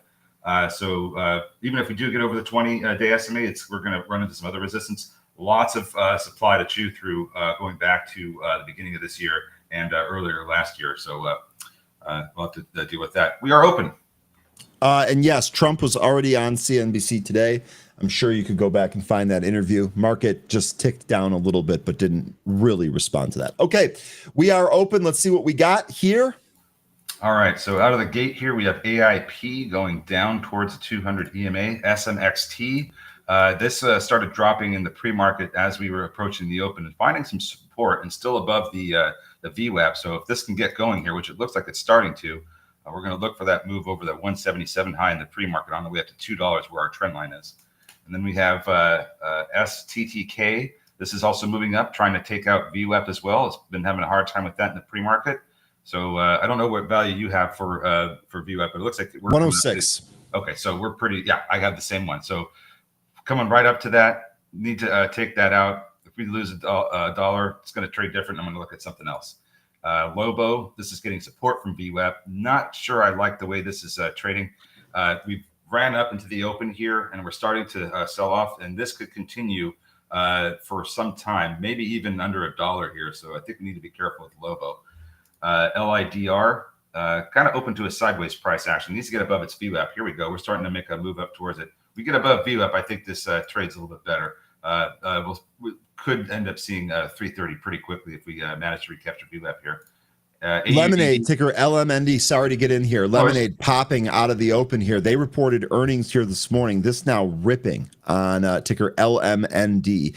Next area of resistance here, 47. Looks like we actually just took out 40, or we were just trying 46 there, took out 45. We'll see if we get rolling here. LMND. And 47 is a resistance area. Yeah, it looks like that near-term resistance area. Yep. And then we have, after that, we have consolidation back from November. That's going to be from about 47 all the way up to 53. So here we go. We're coming up to 47. Current high is 46.27. Lobo, that's trying to go for some, just as we talked about it, set some new highs there. Lobo 116 on that move higher. SMTX, here we go. New highs, 183. Looking for $2. All right, we'll see if we get that here. SMTX, boy, that's a good power candle there, 13. Yep, that just got to hit that trend line, and I can put my feet up for a little bit. I'm just kidding. AIP, this still continuing to go down. 1338 now the new low. We did have STTK pop up to VWAP, right to VWAP, I believe, to that. A little bit higher. 107 was the high. Came right back in. Now we're at $1. Be careful. LIDR not looking great, looking a little weak right now. If this continues to go lower, seems like there might be some support around 275. See if that ends up happening there. Soundhound went up to 1110. Started selling off in the pre-market, and now we're down to the 65 EMA again at this previous line that we had drawn here at 1085. Real quick here, Palantir, big move out of the gate. Looks like it's going for 176. This now up 9.2%. Remember, we talked about the options implying a 10.8% move and how Palantir, amongst other stocks, really couldn't get there. Palantir Trucking now also away from that trend line that we drew on there as well. So it looks like we're recapturing this. Now trying to push away from that. Palantir strong out of the gate here. SMXT, sorry, that's now at 191, getting a little bit of a back off here. Still looking for 2. Some of these are just kind of whipping around. A lot of the ones that popped up really quickly out of the gate here are giving it all back. RCAT here, this one kind of diverging. Ondis really kind of pulling out of the open here. Had a pretty decent pre-market, but really weak from the open. RCAT, totally different story here. RCAT, this power candle up to about 975. RCAT ripping here. SMXT still looking pretty good. Lots of sellers in the way from about here all the way up to 2. Could be a good idea. It's always a good idea to raise your stops when you've got something running. But just don't get yourself red in this one, and don't get yourself hurt. I mean, if it doesn't go up to 2, then we don't want to lose everything we gained here from this move. 191, not bad though. So let's see how much more we get if this finds some support and continues to move up. AIP, not doing a whole lot. Now entering the next candle. Okay, we'll get into a little bit more movement out of SMXT. Hopefully we get up to 2 there. STTK still holding 1. Same with Lobo. LiDAR, here we go. Now we're getting a bigger move through the VWAP, or it's trying to get through the VWAP. Battling with the VWAP literally right now. 13, I'm going to leave this on the screen. I'm going to step away for 1 second. Okay. Be right back. Sounds good. Looks like AUD is getting some support from the 65 EMA. We'll see if that can provide any kind of reversal after getting rejected near the VWAP. We're also getting a little bit of a turnaround here in SoundHound, though I'm not sure it's that great of a turnaround here. Volume doesn't look great. And Lemonade still trying to grind up to that $47 area. $46.50 is the current high. AIP is trying to find its footing. It might not get that until it tests the 200 EMA, which is down at 1284. Okay, here we go with SMXT, getting a little bit higher prints here as we make our way up to 2, chewing through those sellers. 195 is the current high. We're just 5 cents away from that target we're looking at. And DPro, you're curling on the daily, says Wes. Take a look at DPro. How we doing on the Dragonfly here? So we did get a pop up to 564 this morning. I see that there's a large seller at 560, so gonna have to deal with that guy or girl. On the daily, you said though, so let's see here. Curling on the daily, I see what you're saying, and it looks like to me we are going to have a bit of a resistance area. Interestingly, it's right at 560. How about that? The person that's selling there knows exactly what they're doing. So if we take out that 560 seller, then we may see some more prints into this consolidation from July. I would think that 640 would be a bit of a resistance area, since that's where a lot of these, it looks, based on the price action, it looks like a lot of these sellers really step in and pull this back down. So let's see if we can get this 560 to break. We'll see if we can get up to 640 or higher in DPRO. All right, let's go back to some of these other names here that we were looking at. How are we doing with AIP? Newer lows. Still waiting for that 200 EMA. That value is down at 1283. I think we might get some support down there. SMXT, 195 is about as good as it's going to give us for the moment. Not liking the way this candle is looking here. The sellers really stacked up at $2, and now they're starting to push this thing down. So 195, not bad. Looking for $2. Wish we would have got that test of the trend line, but let's see what happens down here at VWAP. If we get some support, maybe turn around. Okay. Lobo breaking out 120. Yep. Trying to chew through the seller at 120. Jay, is this you? Are you out here in this one? Just had to ask. LiDAR trying to get over VWAP. Second attempt now, also rejected. Big seller at $3. Once it gets past that, you do have other sellers up at $3.15 and higher. Soundhound dropped all the way down to 1075. Big reversal back up through the 65 EMA and VWAP now. Sorry, trying to pay attention to whatever's going on X. Don't see anything crazy as of yet. YouTube pull up. All right. Thank you, producer. When will we see 200 on Palantir? Before the end of the week, end of the month, or before the end of the year or longer? I love that. That's a great question there. LMND Lemonade, 46.80 now the high. We're looking for 47. That's only 20 cents away. Not bad if we start to reverse here. Not liking the way this candle looks. We still have 45 seconds left in it, so we'll see how this closes. RCAT, new session highs, running into a seller at 990. We have the highs at 988 right now. If we're looking at the price ladder, 990 and $10 has some pretty sizable asks. So careful up there. Yeah, you have any thoughts about this whole drone thing?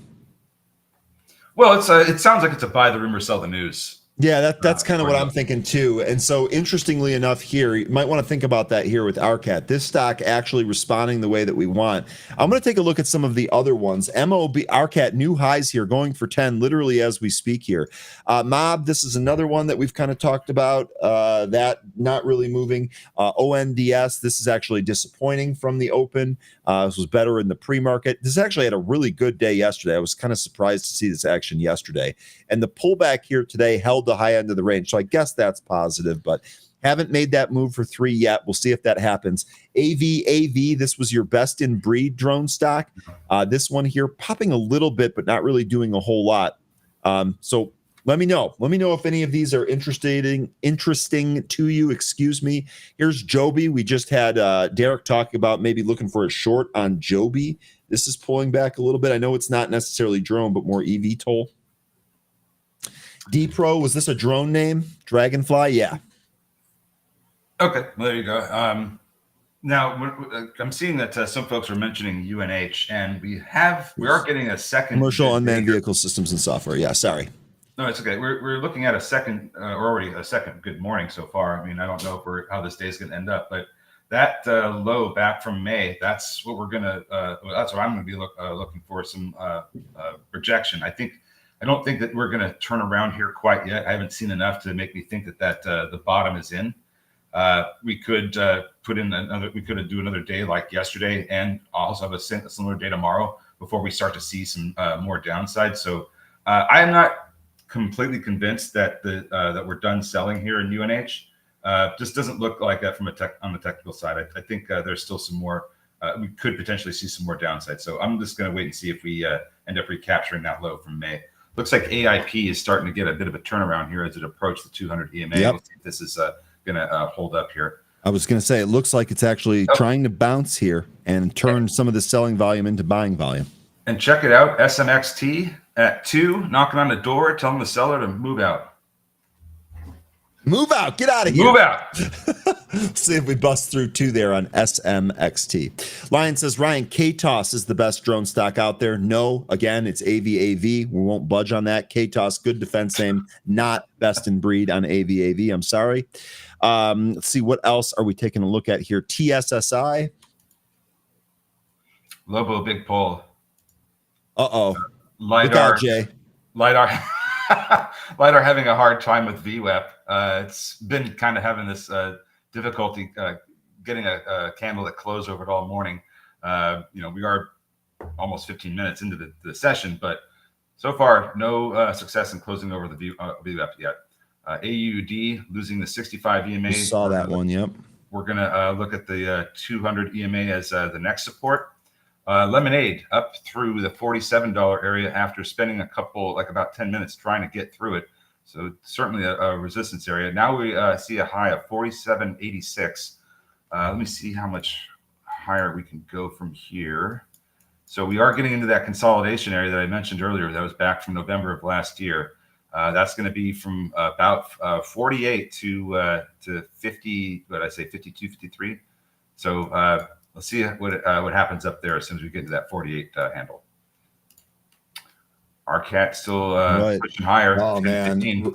Another, RCAT looking good. Another rough look at Voyager. I'll tell you what, I'm sorry, folks. This was a horrific play. This thing has been nothing but down from the IPO. They reported earnings here today. They lost a whole bunch of money. This is really crappy. This is just really, really crappy. To me, I'm probably going to end up selling this here today and just taking the loss and moving on. Thank God I didn't have a lot of this, but good Lord, what a disappointment. What a disappointment. This whole company, the whole idea of its existence hinges on Starship being successful.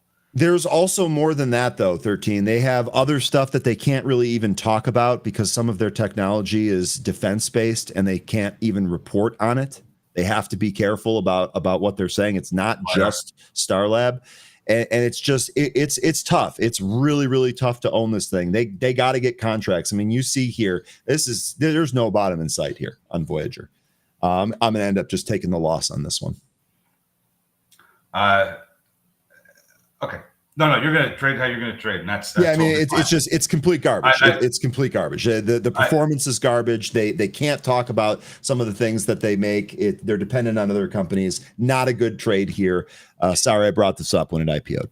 It's totally fine. I think it was great that you brought it up because when one company like this when a company like this is beholden to the success of another company, then I just want to pay attention to what other companies doing because if that company is going to be successful, then this one will.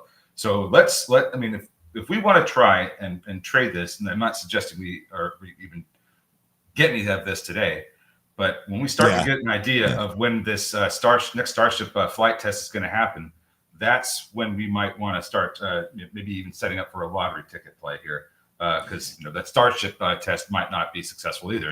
Go down. I like how you're putting it too, lottery on that. I actually think it might even be better to just use options on that. Don't even buy the stock. It's not worth owning this company right now until they can do something and actually talk about it. It's just not worth it. It's been a complete and total disaster from their IPO.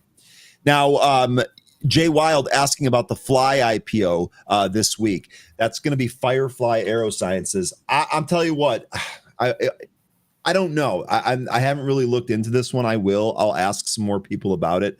I can't remember when this is supposed to IPO. It's either Wednesday or Thursday, if I'm not mistaken. I'll double check that. But after just getting whooped on Voyager, I will probably pass on that, to be honest.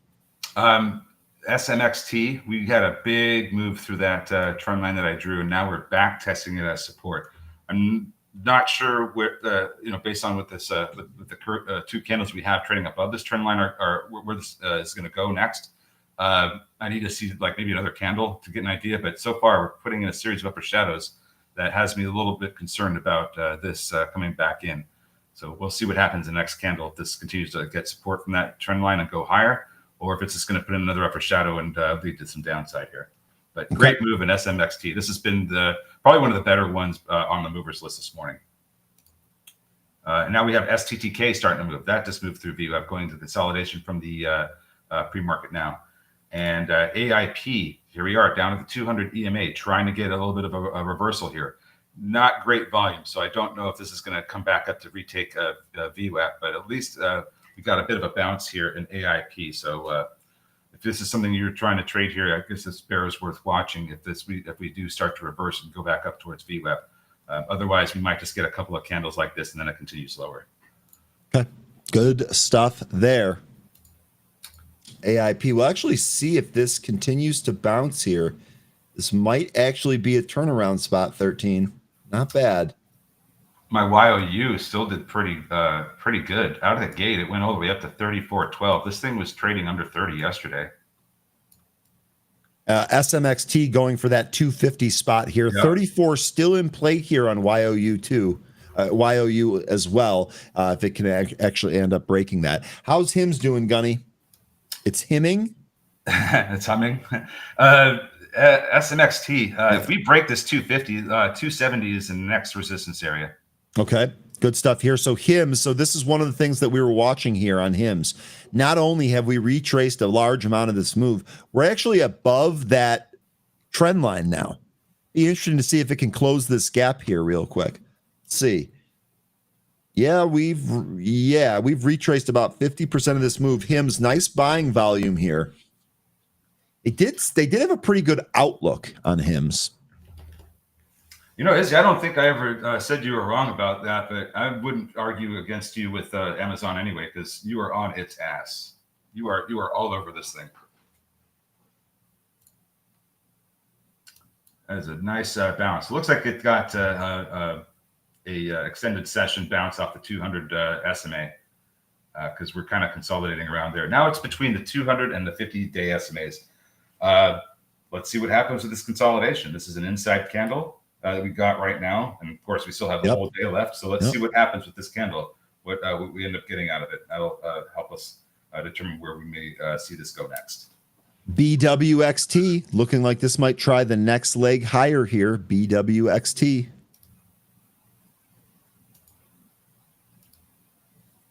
Yeah, and STTK, that's still pushing up here. Nice. I mean, this is just great that it managed to go under $1 and then get and recapture it and then just move over VWAP. That's some nice movement here. But I still think 115 might be a little bit of a tough spot for it. 115, 120, we've got a lot of sellers right in this area here, as this was where they were stepping in the pre-market as well. 121, the high of the pre-market.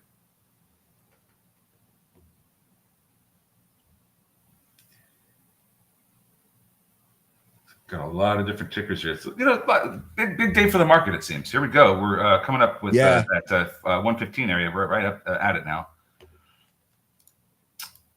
Looking at some of the options here. Izzy, I know you're on Amazon all the time. I can never tell. I know you say you keep saying you call it. I can never tell when you're actually buying it on Amazon. However, I am seeing here that we're seeing some more call flow on here. Those are the 215s, and those were some short dated ones. SMXT popped. Yeah, that was August this week. Popped up to 250 before it came back in. Now we're starting to get a bit of a red candle here. Looking for some support on that trend line that we drew earlier. That's SMXT. Sorry. Yeah, that should give us support at about 215 to 217, 18, somewhere in there. So let's see if we get that support. We're coming right down to it right now. Lobo fell under $1. STTK, that's still trying to push up through that 115 to 120 area. Let's see what we got. Getting a little bit of a back off here from LMND as well, Lemonade. Not sure I would call this done yet. I think they're still trying to set up to go higher. RCAT also trying to push beyond 1017 as well. So those drone names still working here. RCAT, this clearly the strongest one. The recapture of 10, pretty good here. This actually looks like it might push a little bit more. Ondis also kind of coming back here, not really taking out the pre-market highs. I'll tell you what, if it takes this 295, I do think we probably print 3. See if we can test and maybe go above that or through that. But man, Ondis here, back on here. UMAC, this was another one of the drone names, right? That also really doing really well here. That going through the price level that we had at 1081. I've got what, $12 looks to be the next spot here. UMAC. Got a little bit of a trend line that we're breaking over here in UMAC as well. On that daily here, I think I didn't notice that at first, but yeah, we are.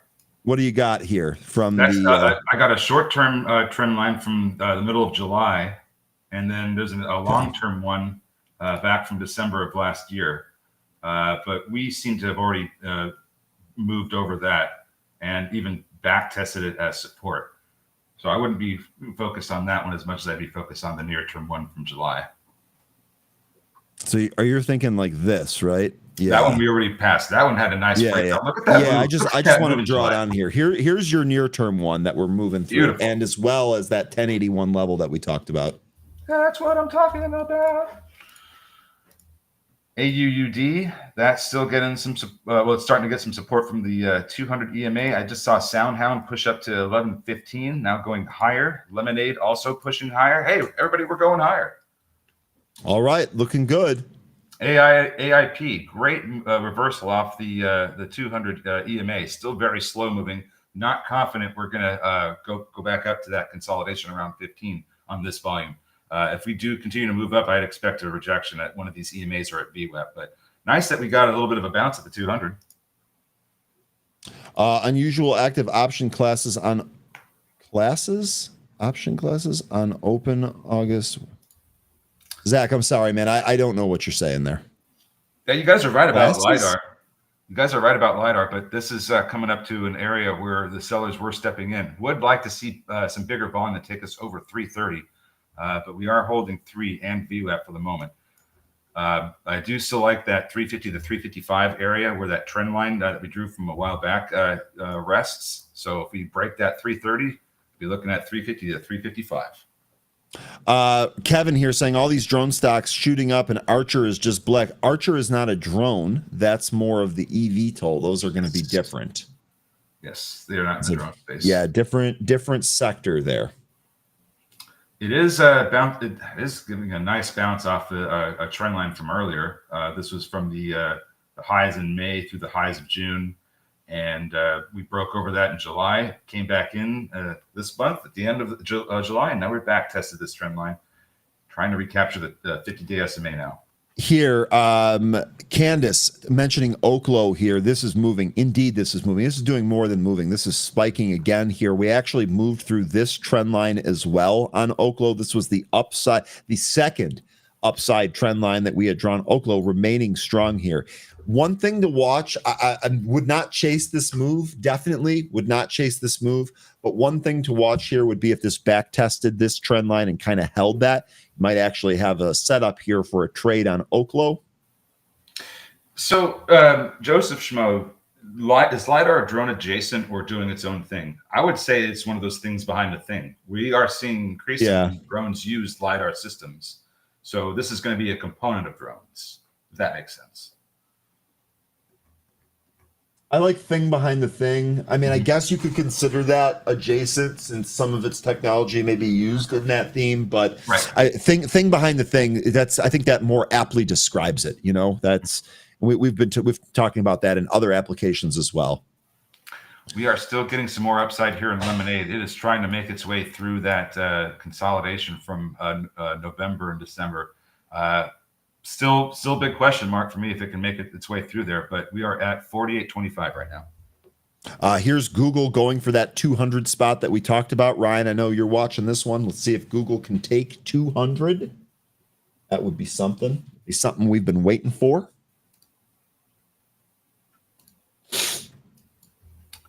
Yeah, there's a little bit of the more weakness we were looking for in AIP. Again, that volume was not great. Nice to see that we get a bit of a bounce off the 200 EMA, but it just doesn't seem to have enough interest in this to move it higher. Also, that 1350 area seems to have been a previous support area in the pre-market that it's now being used as resistance. So just don't like AIP. I need to see more volume in this before it looks interesting. Meanwhile, SMXT still holding above that trend line. What a reversal here on Tesla. We just talked about this kind of dipping in the pre-market, said that this could really turn around quickly. Boy, did it ever. Tesla actually red to green move here. Looks like it stopped at about 312. That level's still important here today, 312. Tesla German July auto sales cut in half. The stock rips. There you go. Make it make sense, 13. I'd appreciate that. You're like, no, I'm not even going to try to do that. I could probably make sense for why some of these movers are running better than I could make sense of that. Anyway. Definitely. A lot of these, I'll tell you what, a lot of these movers, I mean, it just kind of makes more sense, right? Like, even if we find a catalyst here that looks good on the surface but is kind of bad underneath, or even if we discover that there might be an offering present, even in the moment, I feel like they're still kind of easier to judge, unless it's a penny stock. Thank you, Solitary Soldier. Appreciate that. It is. That reminds me. If you like what you're seeing here today, and you want to give us a like and subscribe, go for it. We'll be here every day. I would take a different approach. I would say I'm going to do the more of the twisting arm approach. You had better like and subscribe. Otherwise, we might not be around. So please do it. All right. So as we look through this list here, SMXT, like I said earlier, still holding above that trend line. Though I'm not liking the series of upper shadows it's been giving over the past 15, 20 minutes. We may see some weakness in this, and if we don't see a volume expansion here soon. STTK still trying to hold over its VWAP. Looks like some of these names are really starting to turn around and come in. There goes LiDAR losing its VWAP. Let's be a little cautious here with some of these movers this morning. It looks like everything's starting to come in a little bit here. Yeah, seeing red candles in this current 5-minute time frame. Let's be careful. Meanwhile, SMXT says, "Ha! Everybody else is red. Time for me to go green." BTAI. Going green. Sorry. BTAI. It's all right. Robert, really good mention here. BTAI actually punched through yesterday's intraday high. This had a pretty good day yesterday with volume late in the day. A little bit of a volume pop here today, taking us above yesterday's intraday high here. BTAI. See if this gets rolling. Oh, you got some interesting levels here in BTAI. So that 315 area looks like that's going to be an area where we might find some resistance. But if we chew through that, you have an area of resistance up to 380 at 385 to 4, where there's a gap fill and the 200-day SMA. So once we get to 385, probably going to see either a big impulse move through that or a lot of chopping around. Rocket here popping to the highs on volume, literally as we speak. A part of me wonders if we just got a piece of news on that. Let me take a look here. That's ticker RKT Rocket. This wasn't doing this morning. Something's happening right now. We talked about 18 being the next level of interest here on Rocket. We see a series of price target raises. Yeah, and that's right to the range that we were in, interestingly enough. Andrew Fell doubles down on rocket companies. This isn't a meme. This is a housing juggernaut. Maybe a short squeeze happening here with 32% of the float shorted, 5 days to cover. That makes it a candidate. Yep. Unless there's something that's not hitting the headlines here that is going on with this right now. Do we have any Fed numbers speaking today?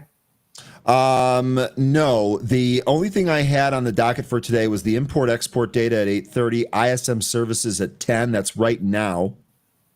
I'll go get that for you. And then 10:10, we have some economic optimism index. Let me see if I've got that ISM services data for you.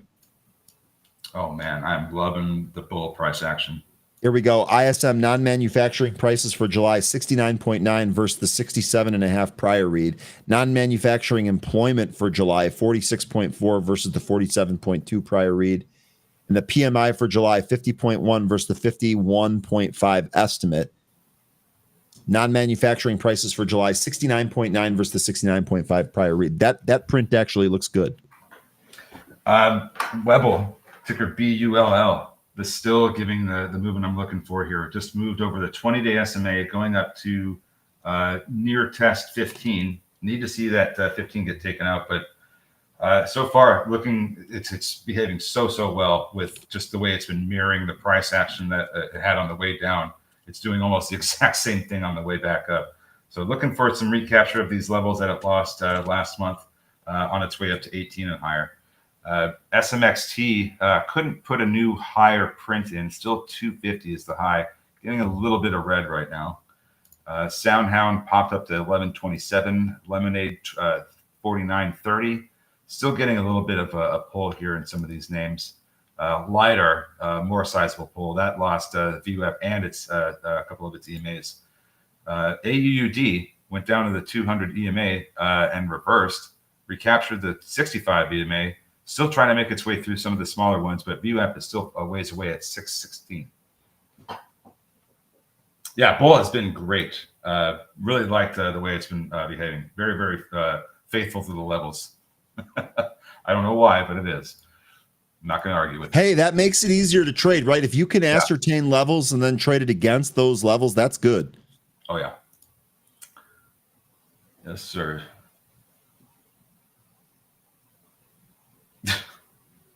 Have you ever sold insurance, Ryan? No, I absolutely hate insurance. I think it's an absolute scam of a business. Let's see here. What else do we want to look at, folks?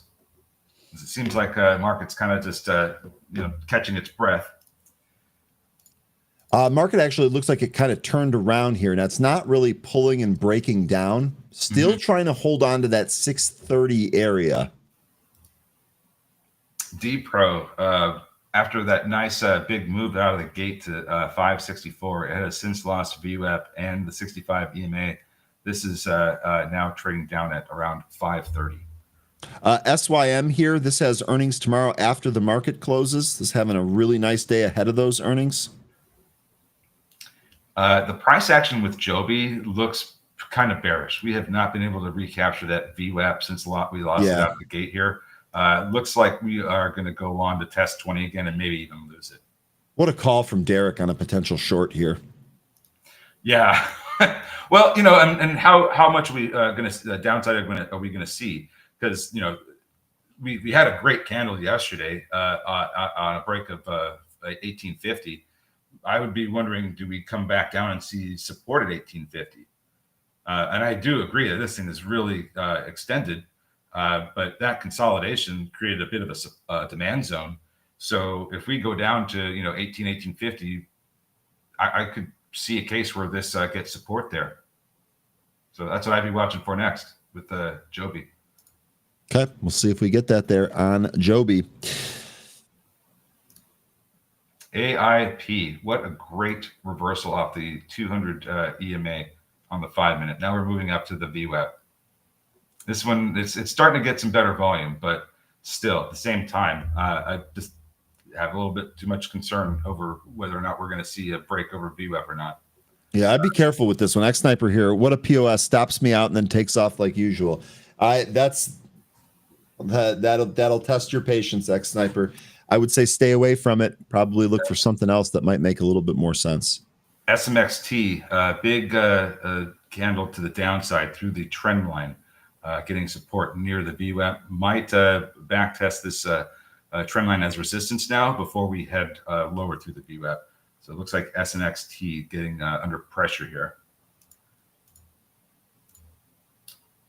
Looks like RCAT's trying to get some support near the VWAP. SMXT might have a trade from here. A trade? It's trying to bounce. Yeah, I'm just wondering if it's trying to hold this and maybe move back towards the highs at 250. This is a pretty good range if it ends up doing that. I'm not sure if it'll hold here though. Yeah, it's testing that trend line as resistance right now. Ondas holding its VWAP, but I don't know. I really want to see another move to the highs here pretty soon, or I think Ondas might be done for the day. CWD, this is Caliber. This is moving higher on volume. I don't think we looked at this one. This is up 70, almost 80% now. What do we have here? We got no news on this. So this moving 70, 80% on no news. I agree with big volume coming in here, but I don't see what's doing it. It seems like this is, well, I'm kind of just guessing here because it's a low float. It's been basing for a while. I don't think it has any significant short interest. Not really, no. This could just be getting pumped because of how low the float is. 686,000 shares. And this thing has just kind of been sideways for a good portion of the year. Sideways and lower. And this is the largest volume candle they've had in forever. So don't know if there's news getting attached to this at some point later, but this is moving. You have a resistance area up at around 6.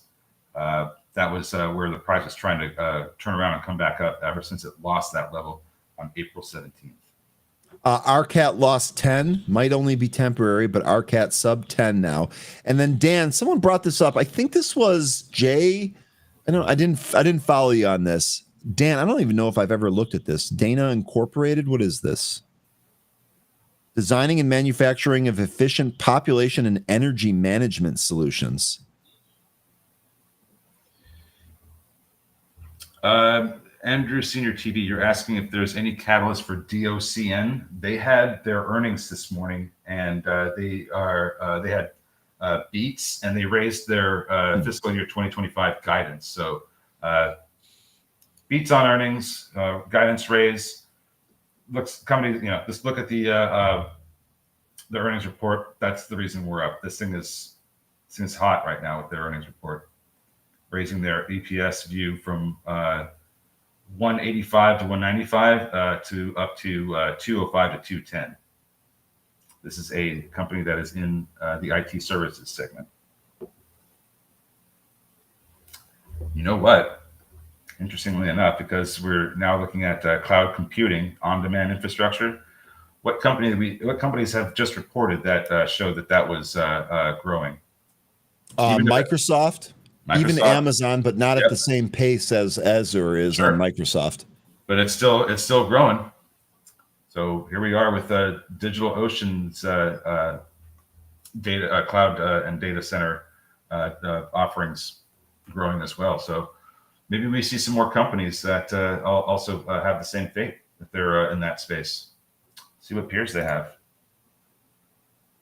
Fastly, GoDaddy. Some of these, yeah, we can just look at the peers and just find out which ones haven't had earnings yet. Oklo continuing to push here, 84 now, whoever was on this one. More new highs here. CWD, the top of our gainers list, up 88%. This now battling with 5. Boy, that went right through. It's now up almost 100% here. We might have our 100% runner here on CWD if this continues. On no news. This is on no news. This is in capital markets, so I don't know if there's any interest rate sentiment tied to this. But yeah, I don't see any. I don't have any news coming out that's given a reason for this to move right now. So we'll keep an eye on it.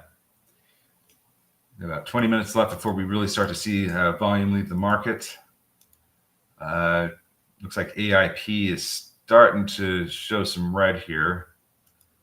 SMXT recapturing the VWAP, or trying to anyway. I think you may be correct there, Ryan. We'll see what we end up getting here. It's still trying to get over it.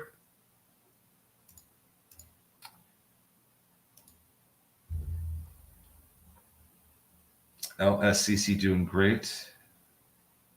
His monthly open was a 65.6x. Thinking about it, also mentioning on semiconductor. Ticker ON. What's going on here with this one? Had earnings recently. Looks like yesterday. What are we doing with on here? Because this is just it lost. Here, let me look at a bigger chart and see if there's anything we can figure out from the actual chart itself. Yeah, this has lost its 200 and its 50-day SMA yesterday on their earnings. It looks like it's just trying to find a bottom. Looks like it's this 100. I've got the 100-day here at 47, 46.93. It looks like it's trying to hold up here at 47. Yeah, I like that area. That's what it looks like to me. This actually was a former resistance area too on ON. Mm-hmm. I like that area. Let's see if we can go back even. Oh yeah, you know what? This goes back. This goes back even more. Okay, interesting. Yeah, this 47 area is definitely key. And the weekly shows the weekly shows that the 20-week SMA is 47.05. But you know, at the same time, I still can't help but think that we may end up going down to 40. Okay.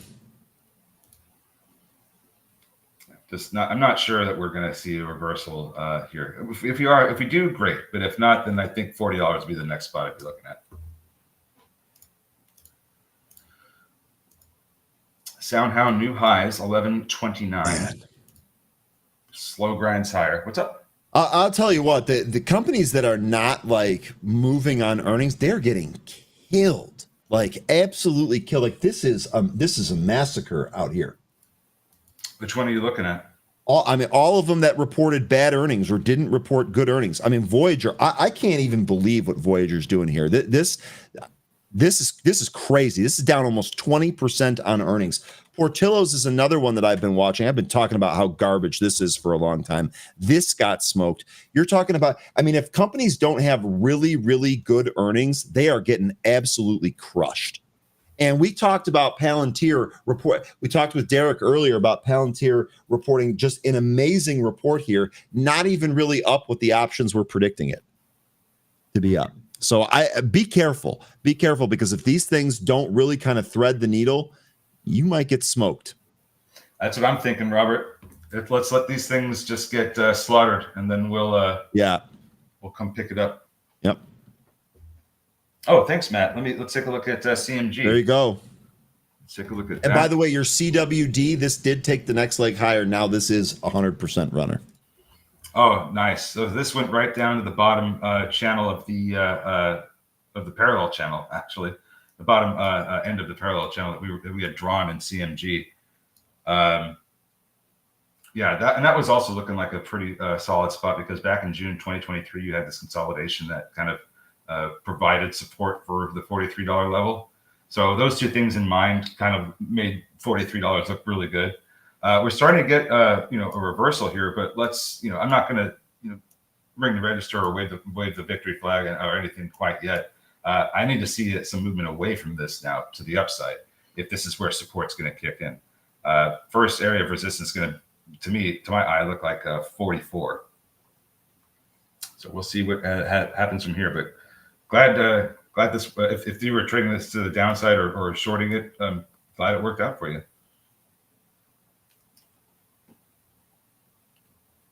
SMXT at VWAP, says Market Sniper. Let's go back and look at that. Yep, came down. So that trend line could not get back over it. That was providing some resistance. Now we're looking at VWAP as support, which I'm not confident it's going to be able to provide much longer. Let's see what we end up getting here with SMXT. I mean, it was a great mover this morning. So I got everything that we wanted out of this. I was looking for 2, gave us 250. Perfect. We'll take it. Thank you, Mr. Market. We're moving on. Good stuff there. Sorry, I'm still handling some other stuff on the side. No worries. Lemonade's still trying to hang in there in the 48 handle, looking for 49 again. Current high of the session for this one is 49.30. All right. Axon. Oh, so go ahead. I was just going to go ahead with Axon. No, I'm just going to parrot what Robert was saying. To use the correction, I was going to look at it. But if you got something coming up, let's. No, I don't. I just have the poll results. We said, when will we see 200 on Palantir? 35% of you said before the year is over. 30% of you said before the month is over. And 18% of you said before the week is over. 15% of you said longer than that. Palantir 200. Okay.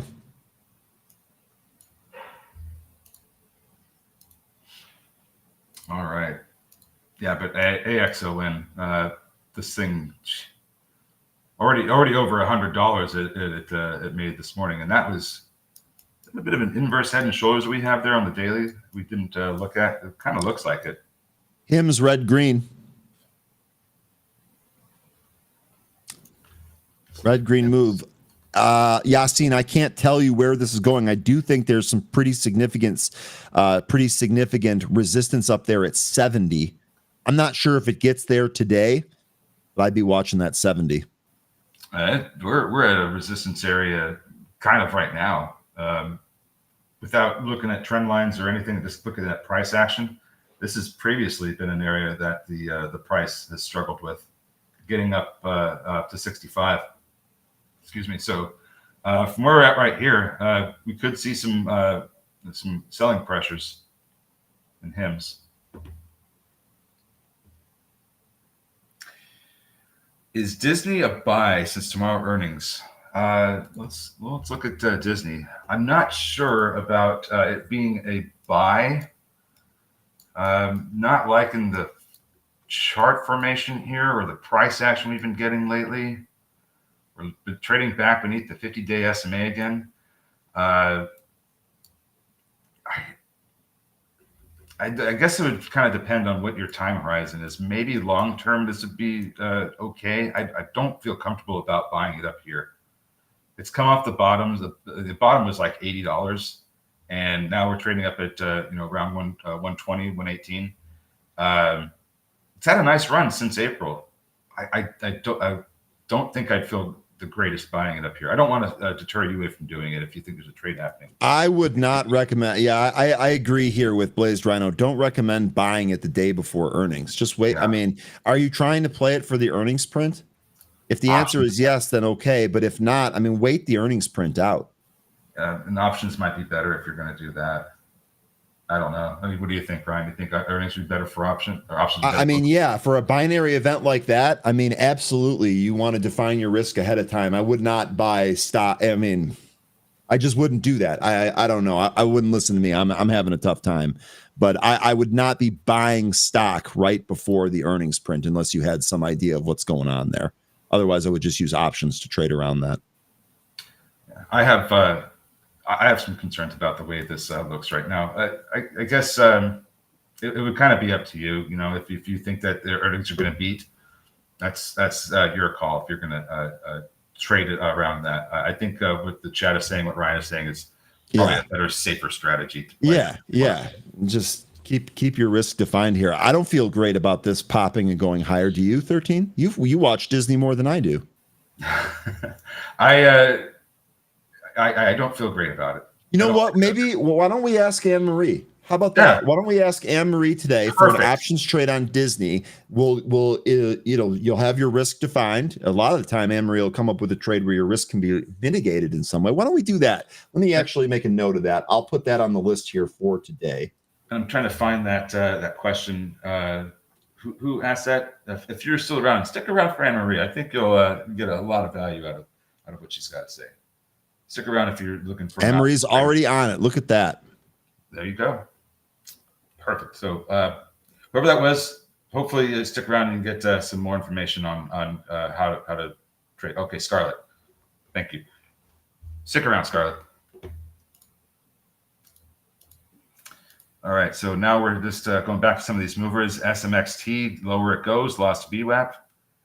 I think we're done with this one for now. Maybe for the rest of the day. Well, I mean, we've seen a lot of these names be finished in the morning and only to come back later and give some bigger moves. Yesterday, a good example is Verb. That ended up hitting the target I was looking for.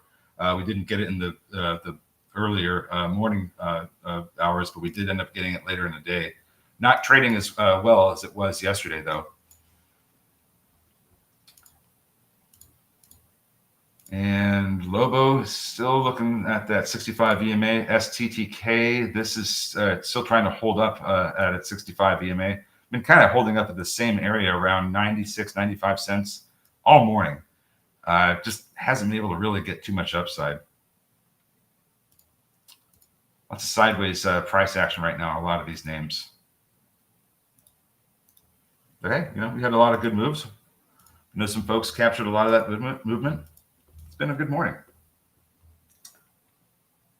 CWD almost at a gap.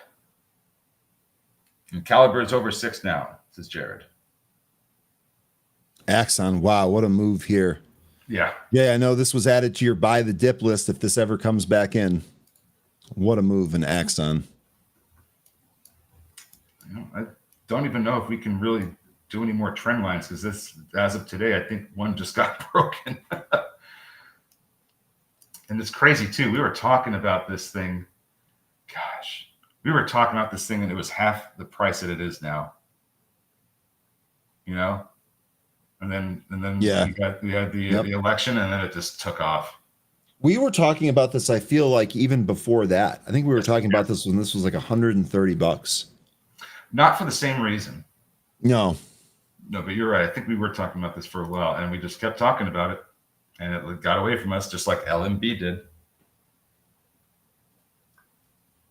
I'm still a little. Yeah, I'm disappointed we didn't hit that too, especially since Tim Melvin was all over that. Well, I mean, we were all over this thing before Tim Melvin was even on this.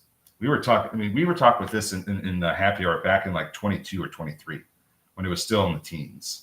And now it's $135.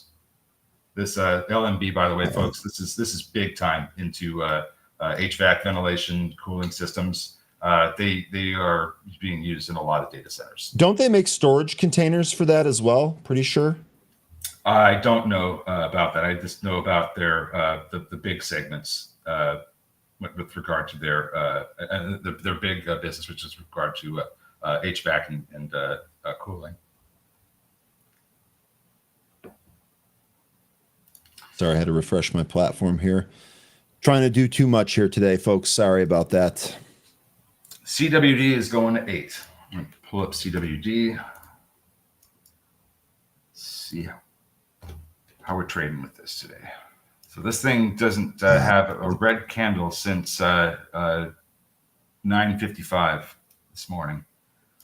My platform is completely freaking out. Look at this. Uh-oh. Refresh. I just did. Oh, okay. Log out. CWD, yeah, this now up 145%. So we do have a 100% runner today. Where does this go? Okay, so I can see that gap getting filled. And then we run into the 200 EMA. So this looks like to me it could go to 860, 865. And what are we calling for here? Going to 8. So yeah, I'm there with you. I think it could even go a little bit higher.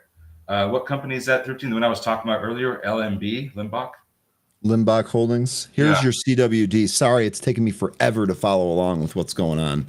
No worries. Oh man. But yeah, X Sniper, we were one of the ones we talk about a lot of stocks, and we like to get it here, like to get it there, and we can't own everything, unfortunately. So sometimes we do miss these massive movers that just do really well over a period of time. And LMB was one of them. But it's okay because there's plenty of stocks out there, and we'll find more of those just like it, and we'll get it next time. That's a good one, Blaze Rhino. Verb hit a noun today. Yeah. Sorry, let me go through something here on the side. It was the subject of a predicate. Z will be good to buy into earnings, says Joseph. Real estate mania as market salivates for interest rate reduction. It would help builders too. I mean, and also if we had a deal with Canada, that would help the timber side, since all the builders are concerned about inflationary pressures as a result of the tariffs on Canada. We get a lot of lumber from Canada. So a deal with Canada would be great too for housing, especially the home builders. West needs a cash register ring. Got it.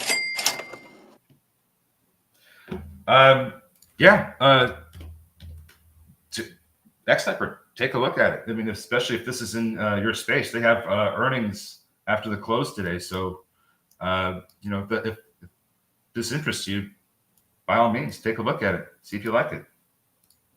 It's been a great mover.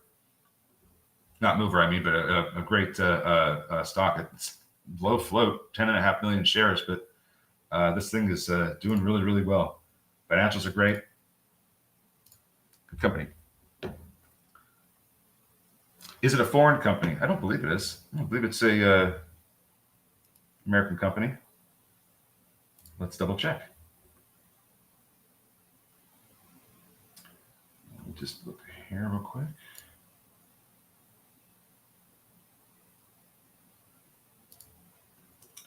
It is got an address out of Pennsylvania.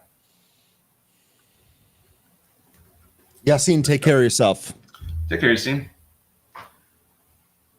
The CWD continues to go. Mm-hmm. We're now up 172%. Yep. Hey, we got to fill that gap. That's what we got to do. It certainly does look like it wants to hit 8. Still looking for that 200 EMA plus gap fill. That'll take it up to about 850, 860. Man. That, and Daniel, you could absolutely be 100% right about that. It hits 8 and then it pulls back. Absolutely. I could totally see that too, especially with the run it's been having. So would you add if it did that, Daniel? That's my question. If it pulls back to 8, sorry. I think it pulls back after 8. Are you loading up on that pullback? Let me know. Let me know if you still think that's tradable. Everything going down. Meanwhile, that's CWD is just ripping. Yeah, gotta catch them all right. Zach, it doesn't. We checked her computer specs. Her computer specs are fine.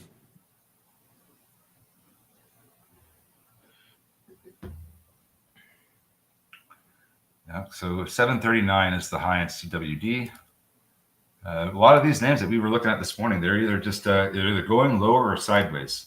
Not seeing a lot of upside movement at the moment. Yeah, Archer coming back in after hitting 1072 in the pre-market. It's had a nice run yesterday. And let me just double check something here because I have a suspicion about why this isn't trading more like Joby. No, they have about the same share structure. I really do think that news on Joby was yesterday, the acquisition of the business segment of that helicopter company. I think that was a pretty smart move. But to the point that the gentleman from T3 was making, yeah, where's that money going to come from? One of the things I ask myself a lot when it comes to these biotechs and these movers, where's the money coming from? Whispers of an offering.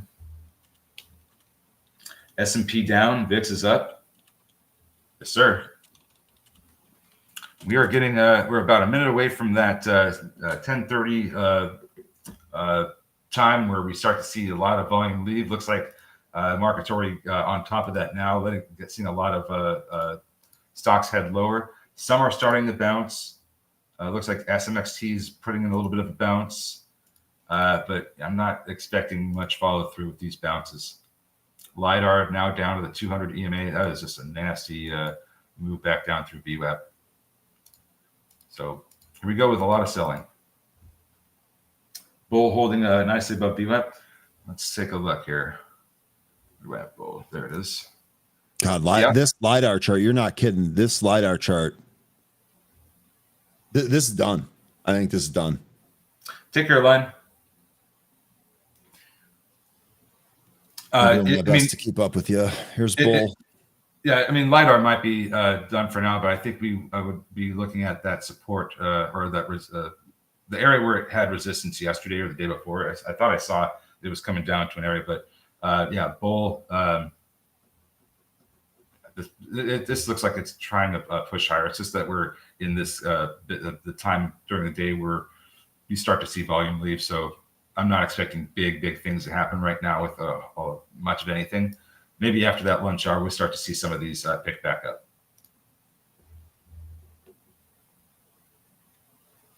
CWD pullback. Did we hit 8? Nope. 742.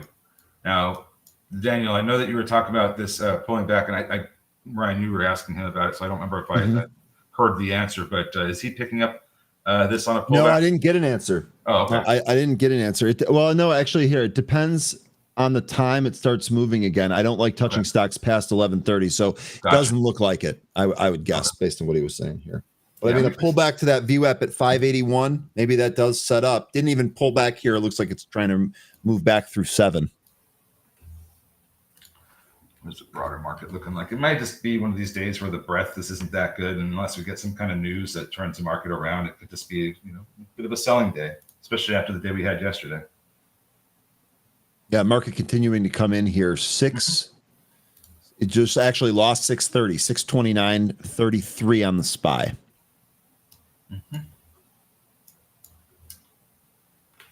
And we had a really bullish candle yesterday, but because we're in that seasonality where there's it offers a lot of chop, I was concerned we would see something similar to this, where with the expectation of going higher, yeah, we still opened higher, and then we just came right back in. Now we're testing the 20-day SMA as support. CWD continuing to go back on through 7. See some sellers starting at 7. Their concentrations are there. 720, 735. They're moving this around a lot. So I don't know where this ends up going. Still looking for that level we talked about earlier, though. 863. 860, 850, somewhere up in there. I think we see some more selling pressure. Lemonade backing off of the high, 49.30. This ran up to, and now we're back down at 47.43. Did Taco say something? No, I don't think he did yet. We did have a post from the president of Ukraine, though, talking about the president. All right. So what's going on here with CWD? Palantir actually still near the highs. That was a good mention there, Buffalo. We are getting some more selling pressure here in CWD. So a couple of upper shadows here, not the greatest sign of continued upside. We might be getting some more selling pressure. Let's see what happens around VWAP. I currently have that at 588.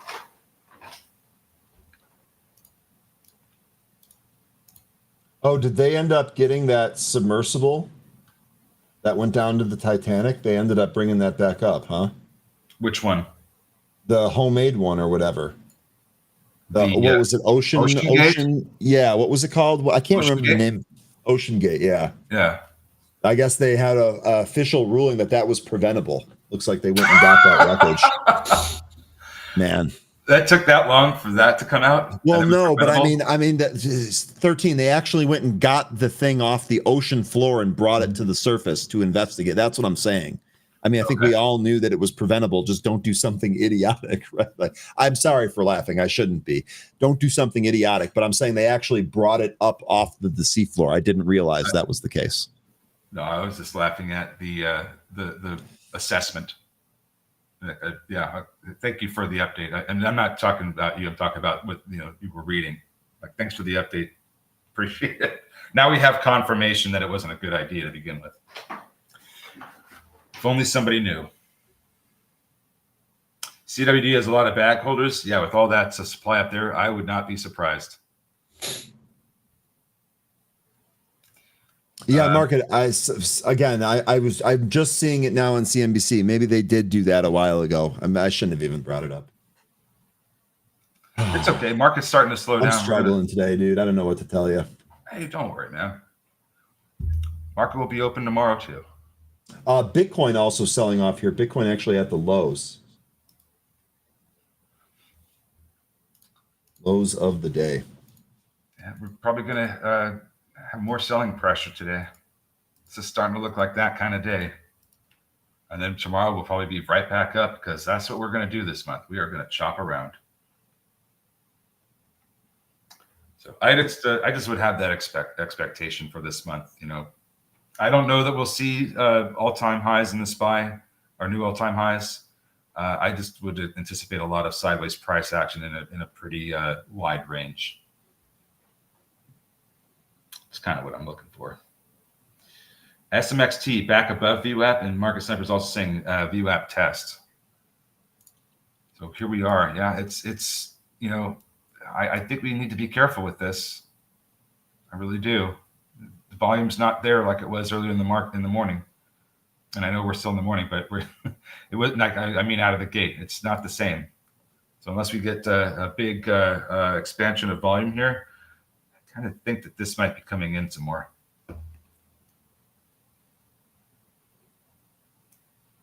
CWD may test it. Yeah, so that's pretty close to the EMA that I was mentioning earlier, Billy. So which ticker? Sorry, CWD. CWD. 100% runner. Well, I agree with the test that he's referring to. I agree with that area because the 200 EMA is at I believe 866. So yeah, I think we could see that go up there. And volume can always return. Yeah, absolutely, Robert. But for now, it looks like across the board, it doesn't look like we're getting that because we've hit that 1030 time where we do see volume leave the market. But it'll come back. Absolutely, people do come back after lunch. It's just right now it's not looking great. SMXT continuing lower.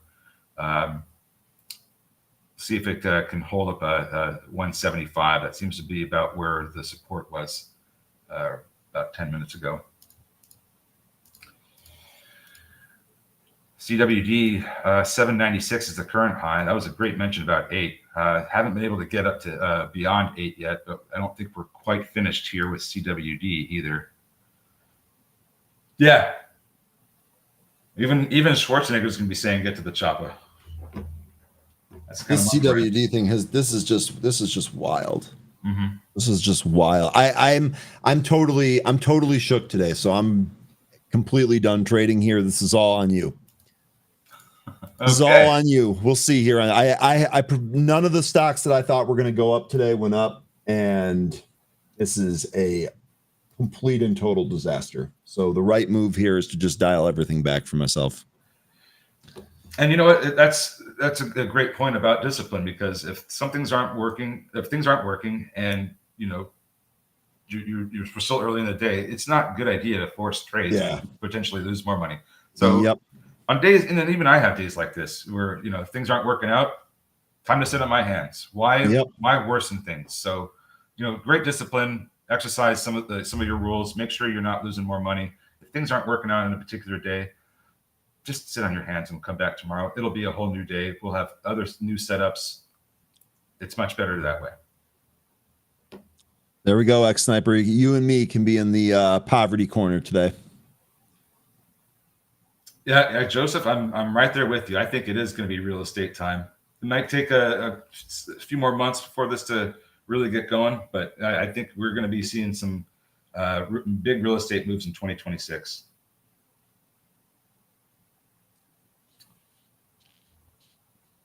Looking for another miner now that you dumped Barrett Gold.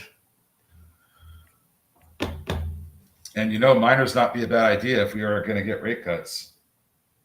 So maybe look for a miner that's been absolutely hammered. And I don't think it would be a great idea to start looking at copper. Maybe not yet, because I think we're still going to see some more downside from the tariffs on that. But Buffalo, I think you have a pretty good idea here. But let's look for some ones that are absolutely hammered and where rates would be very, very good for them. Rate cuts, I mean. No, I think real estate's going to do better next year. X-Sniper.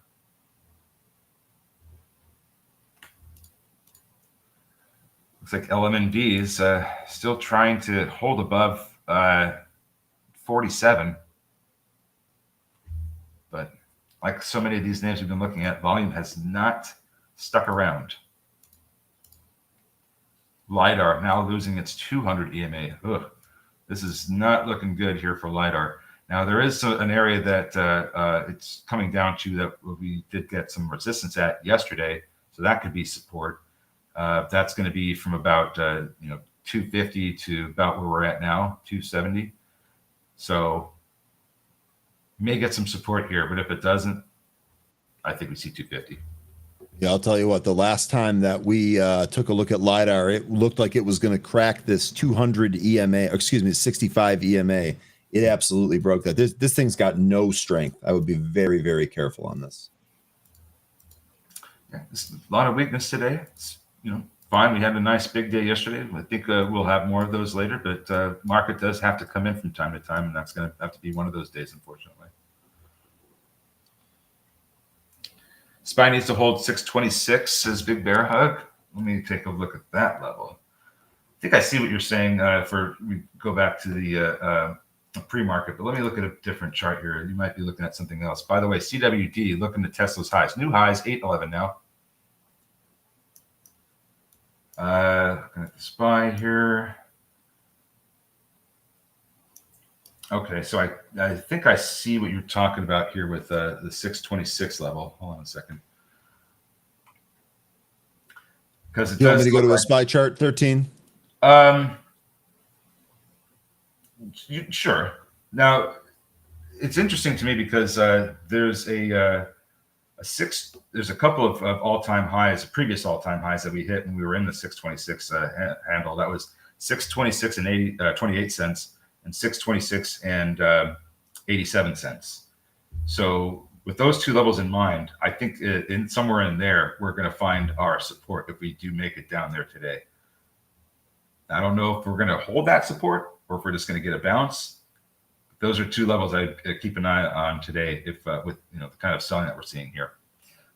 So great mention there, Big Bear Hub. CWD still going higher, 833 now the high. We're getting close to where I think we are going to see the price turn around. We're almost gap filling, and we are almost at that 200 EMA, which I have at 860, 865, and close to that 200 EMA that the gentleman in the chat was mentioning earlier. Sorry, I forgot your name.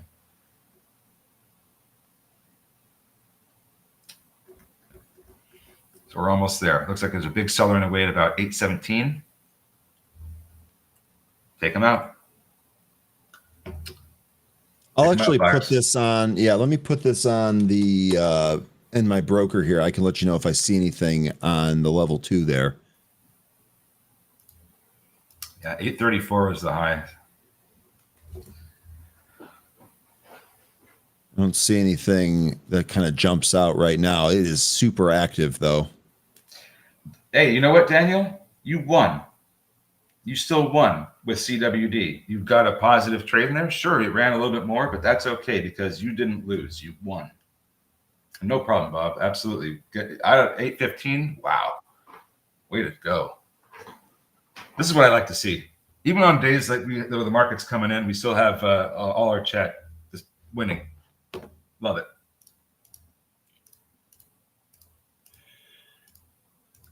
And man, things are really coming in. Wow, D-Pro, that just gave back everything. It's going into some prices from yesterday now. RCAT coming down to the 65 EMA. Lemonade still kind of holding above 47. Don't know how much longer it's going to be able to do CWD that. coming in now. Just as I went to D-Pro here, and D-Pro is rolling over. CWD, just a huge pull now. Yep, man. Bob, way to go. Oh, I don't know if I can claim that title, Bob, but I appreciate it.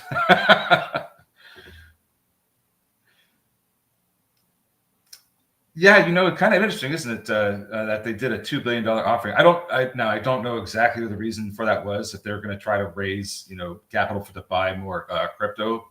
But yeah, not something you'd want to see, is it, with coin? Yeah, that's what I meant, Michelle. It was the final report there. So I'm glad I'm not going crazy. Been a rough day, and I was just trying to follow what was going on there. SMXT. This is interesting because we have not broken down, to the levels that we were at yesterday morning or afternoon. I mean, we're still kind of hanging out here above 180, trying to recapture VWAP. I do not like the volume though, so we could still end up going down, but it just bears worth pointing out that this is kind of hanging out up there. This could be one that trades better later on in the afternoon. This 194 area is going to be key. If they can get through that. And there's a lot of sellers from about 198 all the way up to 210. So we'll have to see if they are able to get shaken out later. But for me, I think this would be something that ends up trading better later, and I just would keep it on my radar. Looks like Soundhound getting some support from the 65 EMA. Volume's not great, so I don't know if we're going to see a reversal. Wow, big moves down in D-Pro and CWD. I think we're going to see this VWAP test coming up here pretty soon at CWD. I have that at 639, and we are losing 7 now. It's trying to hold on to that as we speak. It's trying to bounce a little bit there. Yeah, an open screen, says Jay. I still have VWAP here at 640 on CWD, so I still think there might be some more pull, even if this bounces for a couple of minutes here. Oh, thank you, Webcoin. MRX taking on short report.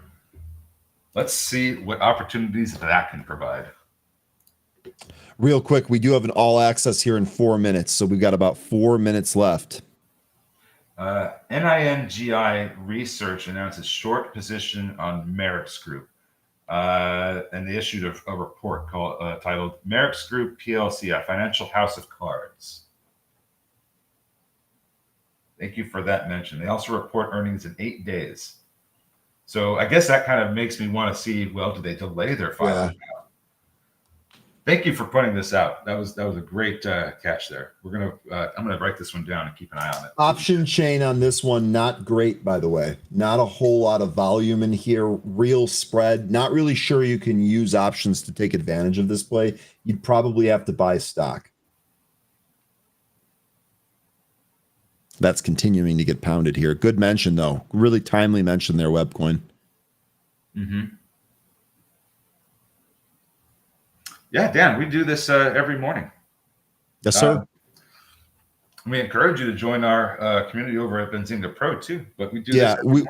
and to be clear, we start at 8, right? So you're seeing just kind of the live action here, which has been hit or miss today. It's pretty much been all miss for me, all hit for 13. But aside from that, or all hit for the chat here. But aside from that, we also do a prep session before the market opens. So we start at 8 every day. We run to 11 every day. Yeah, And the screen that we're showing here is our flagship newswire Benzinga Pro. So. Sorry to interrupt you. I didn't. I just wanted to clarify. I didn't trade a whole lot today. I mean, I traded. I don't think I hit SMXT. There's another one I hit. Sorry, I can't remember which one it was. The only thing I really did was close my position on YOU. So I didn't give you a register. There we go. So yeah, I haven't done a whole lot of trading. I traded one stock and I closed the position. That's about it. This has been a pretty. CWD is trying to bounce here. Trying. All right. I think we're about ready to move over to, let me just check here with the group. I think we're almost ready to move over to, we're ready to go. So 13, any closing words here for the group? Hey, we did have a red day, but you know what? We're going to get these from time to time. The market needs these healthy pullbacks so that we can continue to go higher. We'll be back here tomorrow, or at least I will. Ryan will too. We'll find some more stocks to trade. We'll trade them. We'll make some money. Take care, folks. Have a good rest of your day. Bye-bye.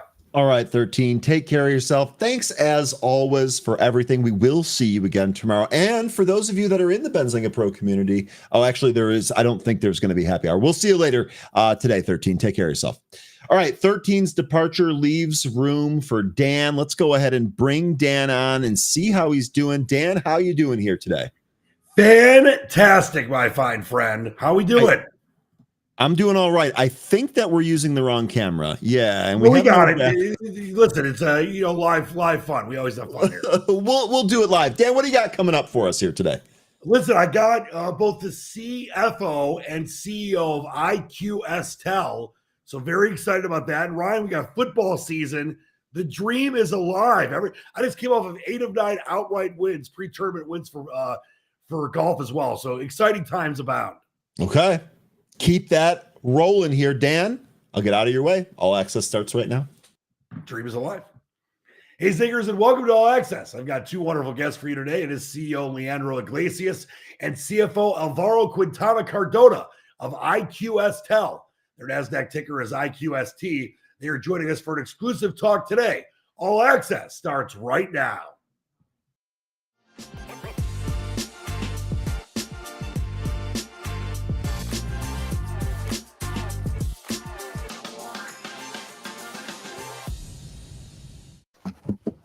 And it is my pleasure to welcome in the CEO, Leandro Iglesias, and the CFO, Alvaro Quintana Cardona of IQSTEL. Fantastic to be with you both today. Nice to meet you, Dan. Pleasure to be here. Thank you, Dan. Thank you for this opportunity to talk about our company. Thank you very much. Of course, the pleasure and honor is all mine. Leandro, let me start with you. IQSTEL is focused, I know, on high growth areas of technology and telecommunications. Tell us a little bit about the company's business model, if you will. Yeah, sure. IQSTEL is a holding company, and we serve telecommunications, fintech, AI services, cybersecurity. And over these years, we have been building a very strong B2B global business platform to offer that includes around 600 of the largest telecom operators in the world. We have presence in 21 countries. And our business model is really simple. We looking to monetize our structure, our business platform, offering more products and services, like high margin, high profit to our customers, scale organically. Just last year, we reported around $90 million in organic revenue. And of course, we plan to accelerate our growth through organic or through strategic acquisitions too. So that's basically our 3 pillars of our strategy. Well, those are great pillars. Alvaro, let me move over to you. I know since 2018, IQSTEL has made a series of acquisitions in telecom, fintech, and the AI spaces. How do you identify your acquisition targets, and how have the ones that the company's purchased paid off over the years so far? Well, actually, what we look is companies that could add value to our shareholders. Basically, we look for companies that are a strong revenue stream that could grow that revenue stream, that add a positive EBITDA to our consolidated financials. Through all our acquisitions, we has been increasing the value of our company. We has been increasing the net shareholders equity of our company. We have a stronger balance sheet with every acquisition, and basically we are focused on creating value to our shareholders with a long-term vision. That's Just to basically what we complement look in every something that every I think is important. If you analyze over the years our revenue per share, we have been growing our revenue per share year after year. So of course we have been having some dilution in the process, but Sure. when you see the revenue per share always grows. That's the strategy, increasing the value for our shareholders. That's it. Hey, you can't not love that. Well, Leandro, let's keep the good times going with that and talk about how IQSTEL recently reduced its debt by $6.9 million. What does that mean for shareholders in practical terms, if you will? Well, the best person to answer this is our CFO, right? Let's get Alvaro. Actually, The yes, architect of this debt reduction. Well, it was a restructuring debt process, and $6.9 million in reduction that will also have a high impact in our cash flow. We are going to reduce the interest expenses. That will also have that will reduce a cash burn. That reduction is equivalent to $2 per share if you put it in that perspective. So we are also with that process creating value again for our shareholders. I have to mention that more than half of that debt reduction was a conversion into preferred shares. So that means our investors are sharing with us our long-term vision, and they see that is more value for them to get into the company with a long-term commitment than just being rewarded with a fixed interest payment for a debt. So I think that's what was a great move for the company. Again, that is making our fundamentals and balance sheets stronger and stronger with every time. You got to love Alvaro, the financial architect, as you said, Leandro. Well, Alvaro, let me ask you this: the company I know has the goal of reaching $1 billion by revenue, and by $100 billion in revenue by 2027. Where are you right now on that trajectory? Are you close to achieving that? Because that's a great target. Well, it's a great target, and we are on track. We started this journey in 2018 with $30 million revenue. Last year, we reported almost $300 million revenue. And this quarter, we are planning to achieve $400 million in run rate for our revenue. So we are really close, and we are 2 years ahead of our objective, but, we are speeding up in this process. And, we named this $1 billion revenue as a goal, but the most important here is that we achieve a critical mass. So every single revenue dollar goes down to the bottom line, but we are not increasing our operation expenses. So in that sense, we are planning to, when we are in $1 billion revenue, we're going to be around $20 to $30 million EBITDA, and some companies in our sector are trading something between 10x to 20x EBITDA. So that's the valuation gap that we are planning to close. It's super impressive.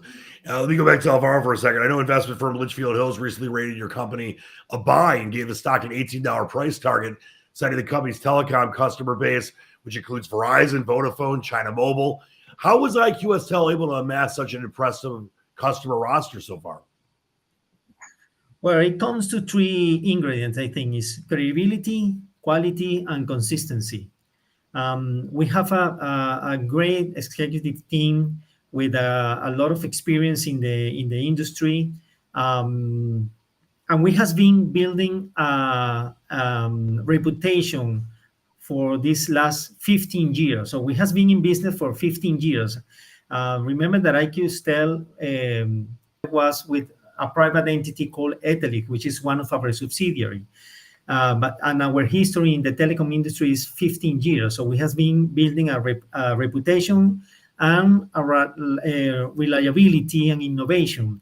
So our customers believe in us. That allowed us to introduce to them new products and services. That's why we are extending to our businesses to fintech, artificial intelligence, cybersecurity products. They have been welcoming all our new offers and services. So that's what I think Litchfield Hills saw when they work in the analysis. And actually, they were working with us or looking for information, and we provide them a lot of information, and we discuss our financials. They visited our facilities in the US. They interview all our CEOs in every subsidiary. So they were working on that analysis for about a month or a month and a half. And we are very pleased. They really impressed with our knock, with the facilities to seeing the traffic and alerts and everything. So that's a very good job for Litchfield Hills to understand our business. No, that's awesome. That's obviously very exciting times for you guys. And let me just close with this and go to you, Leandro. What is next for the company? I know, are you eyeing any acquisitions, looking at more high growth markets to get onto that path to the $1 billion in revenue, which I know is a number that everyone's excited about? Yeah, correct. Listen, our plan is to, over the next this year and 2026, looking for a couple of target acquisitions that could add around $10 million EBITDA. So our goal is to be next year with $15 million EBITDA run rate. So, and that process, we are looking always to position IQSTEL as a telecommunication and technology company, next generation, using AI and offering cybersecurity services. So we are on path. We are not in rush. We are looking for the best acquisition for the company, and we are in a point where we think that we could keep as minimum the dilution of the company and getting some funds from the bank. So I think we are in really good shape at this point for this jump. Well, it's a great times ahead. It was an absolute pleasure talking with you both today. I want to thank you both so much for your time and look forward to some great stuff from you guys in the future. Thank you very much, Adam. Muchas gracias. Thank you. That was the CEO, Leandro Iglesias, and the CFO, Alvaro Quintana Cardona of IQSTEL. Their NASDAQ ticker is IQST. Great times with them today. Now let's send it back to the inspiration for Abe Froman, the Sausage King of Chicago's character in Ferris Bueller's Day Off, the great Ryan Faluna. All right. Thank you, Dan. Really interesting stuff. Catch you next time. It's been a while since we've had an all access. We'll catch you on the next one. All right. Yeah, we got 3 in a row this week, my friend. All right. Sounds good. That is Dan Leach. Dan, we'll talk to you. Sounds like coming up tomorrow. All right. Dan's departure leaves room for Anne-Marie. Let's bring her on and see how she's doing. Anne-Marie, how are you doing here today? I am really happy for the restream that says freshen up my image, because my allergies have my face a wreck. So, vanity, thy name is woman. Okay. So here we are, pretty red. And here's something super interesting. Let's just take a quick look at what we might be seeing. For those of you on the Benzinga Pro platform, I did put a chart out on the SPY that said what the price action might look like today. And so it really has done a very, very interesting job of doing that. And I wanted to share some information with you in terms of what we are staring down.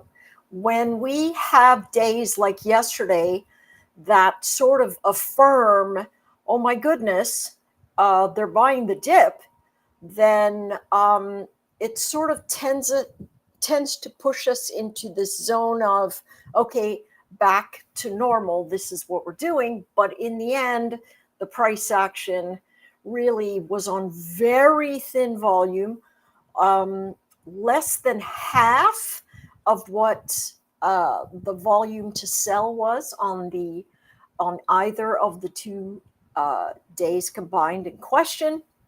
And so that tends to give us a little bit of reflexive motion. Holy smokes. Let's shut down Safari here because we are having ourselves the same kind of pickle, even though,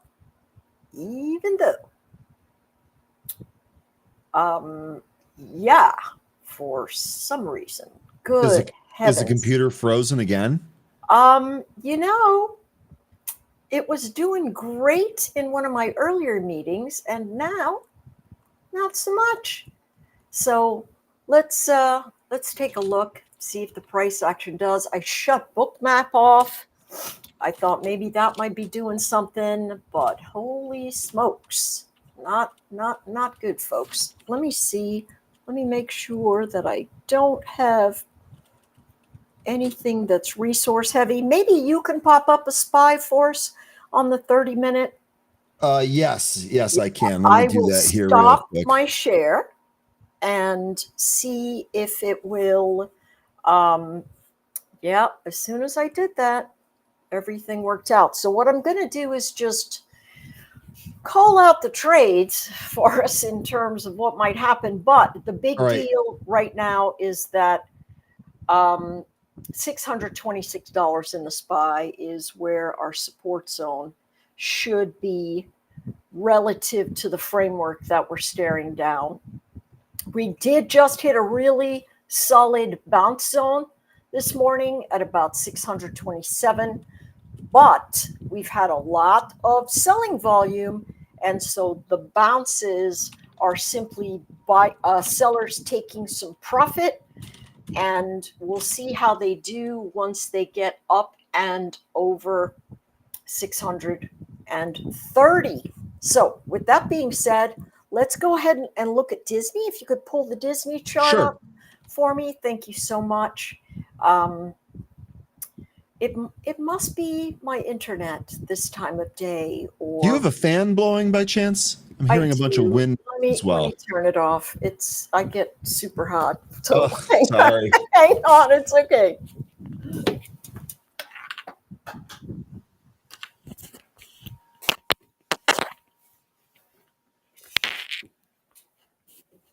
My allergy meds make things really hot, so I apologize for that. It's all good. I'm sorry. It just is tough to even understand. Yes, absolutely.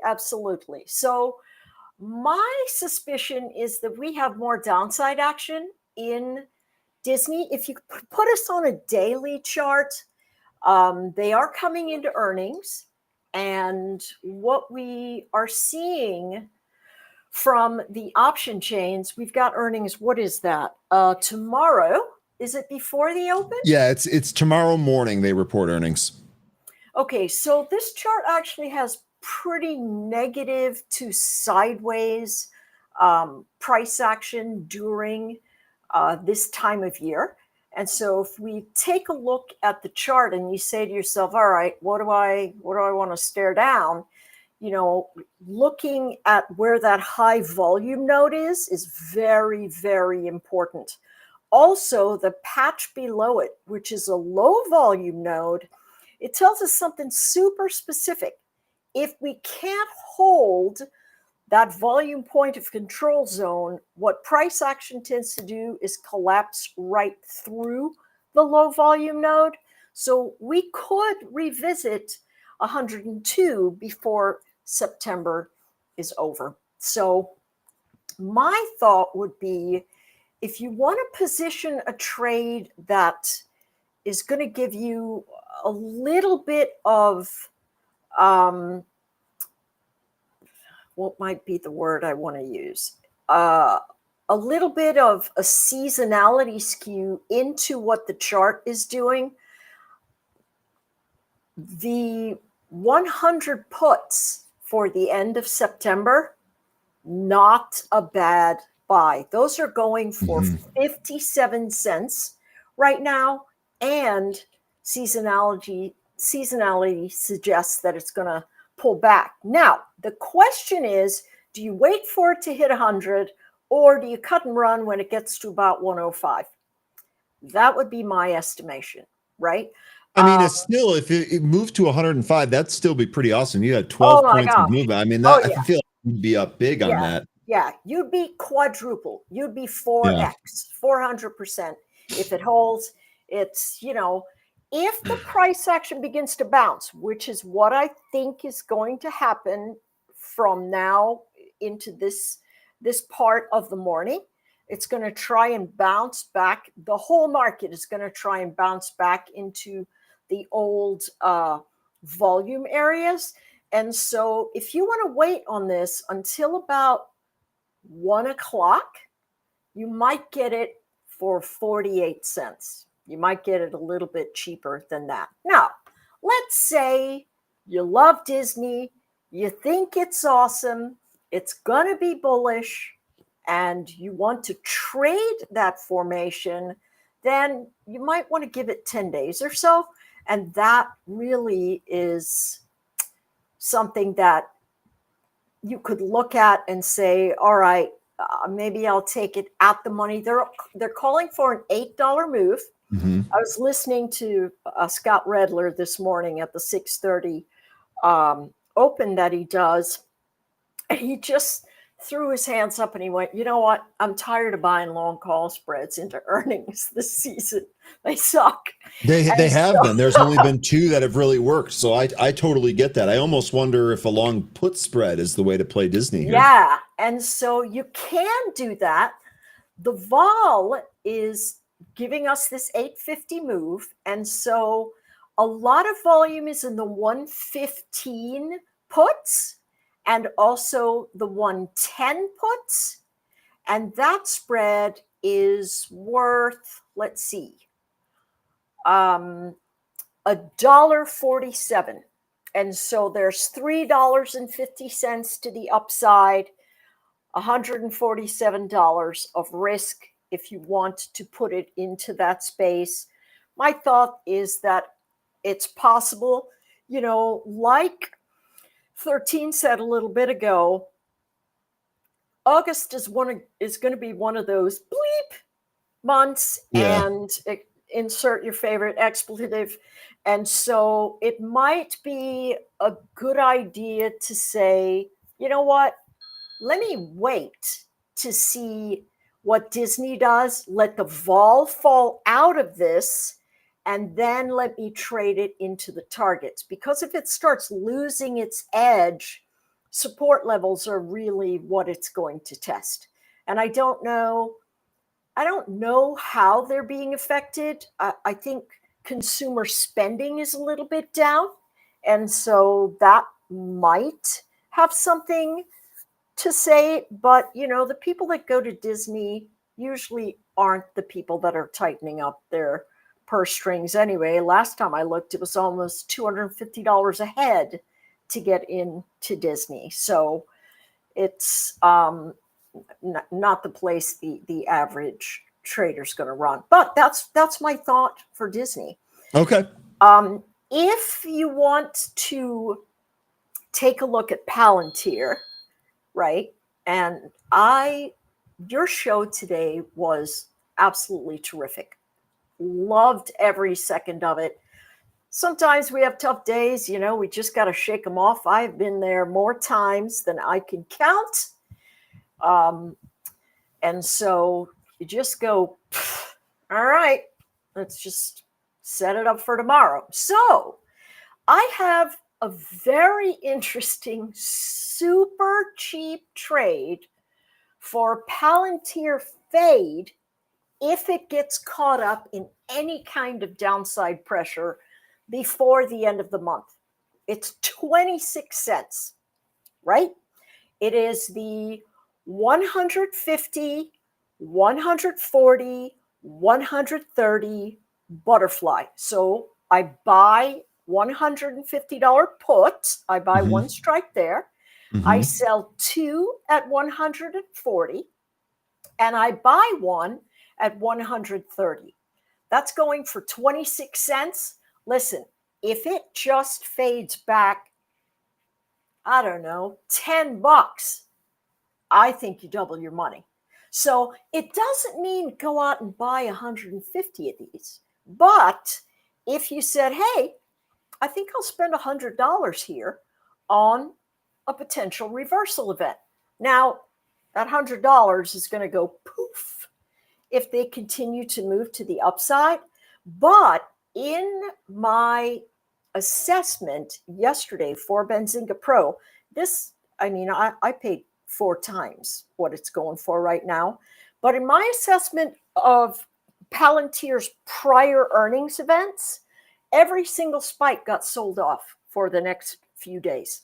And even if it went up a couple of days, 3-4 days, it faded right into the support structure. So basically, wait out the impulse move from the headline print and then play the fade back using some of those cheap options. That's actually not a bad idea.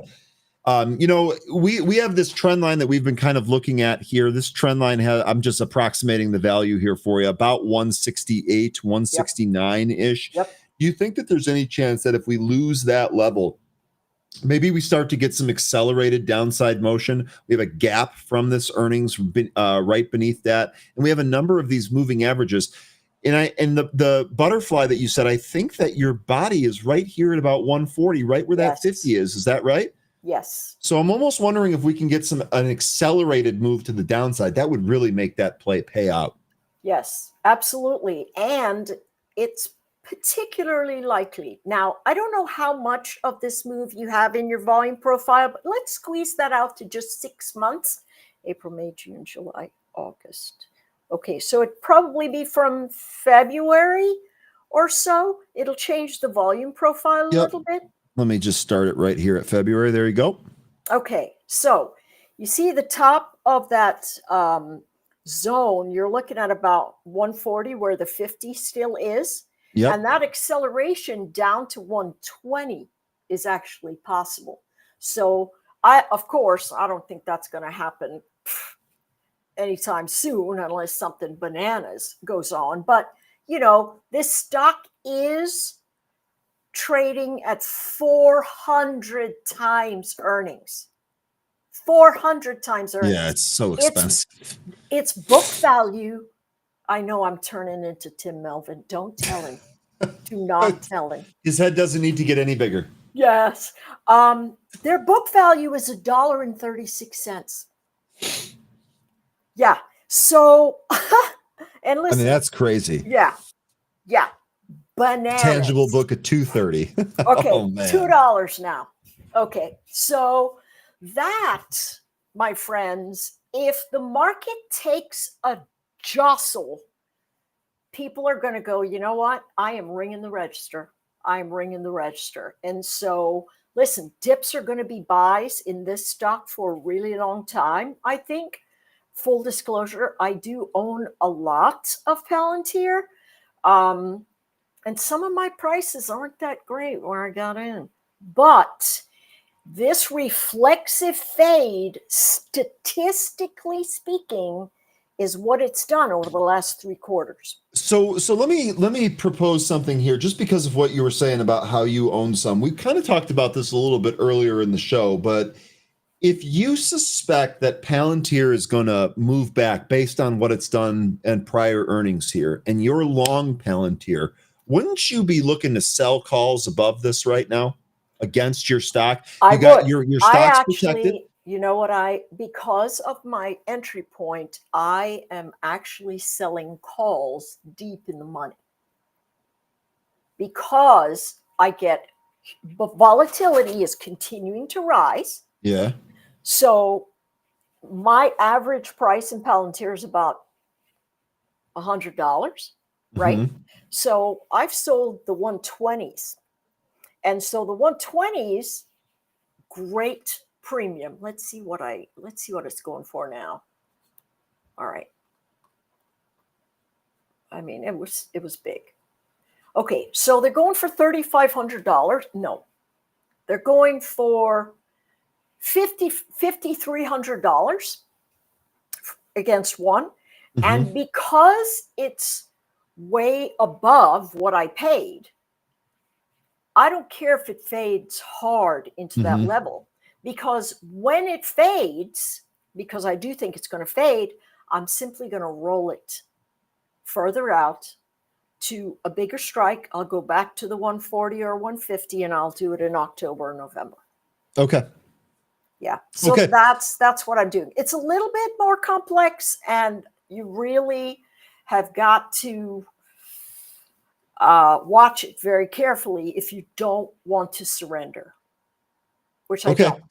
Yeah, which and makes sense, and I'm glad that we covered that, because it's what we always look at, taking new positions here, but it's something else. If you already have a position, there might be another way that you can attack that. Sure. Okay, good stuff here. We got another suggestion here for win. All right, let's take now. Madib, you were saying here, how about bearish win? So he's actually out here looking for a bearish trade on win. All right, let's stare it down. He goes on to say Vegas is a ghost town and tourism plummeted this year. So keep in mind, Madib, when you're talking about win, there is significant Macau exposure here, and Macau is not seeing what Vegas is seeing. So just understand that there's another angle of this business that's going to affect the stock price. It's not just about Las Vegas tourism. So with that as kind of an aside here, what do you think, Anne-Marie? So you'll notice there's a very pretty volume profile, which tells us that the price has chopped around all through that range. But you'll notice that low volume node right around the 50 at that $98 mark.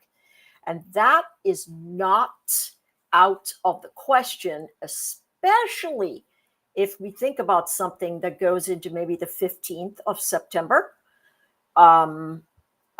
This looks very bearish to me. Very, very bearish. Old resistance being new support as tested. We can see the last several candlesticks on the daily formations, sharp selling down, bounces up, can't make higher, another selling down formation. And so this chart is really at a do or die at the 105 level. If it loses 105, I would not be surprised to see it get into that 98 level before it tries to bounce. Not at all. Okay. So almost 10 points of action here. Yeah. So let's take a look at what that might be. Again, I think September is a better bet. And if we go to, well, they're probably selling options there. There's 5,000 of them at 80. No volume today, but the volume is piling in today at around 100. Listen, they're calling for a $12 move. This is a very expensive option chain in my mind. And so if you're looking for some kind of, I don't know, magnificent trade or whatever, it might be buying the 100 and selling the 95s. That's still $1.19, but that's $3.80 of upside, and it's a lot cheaper to buy.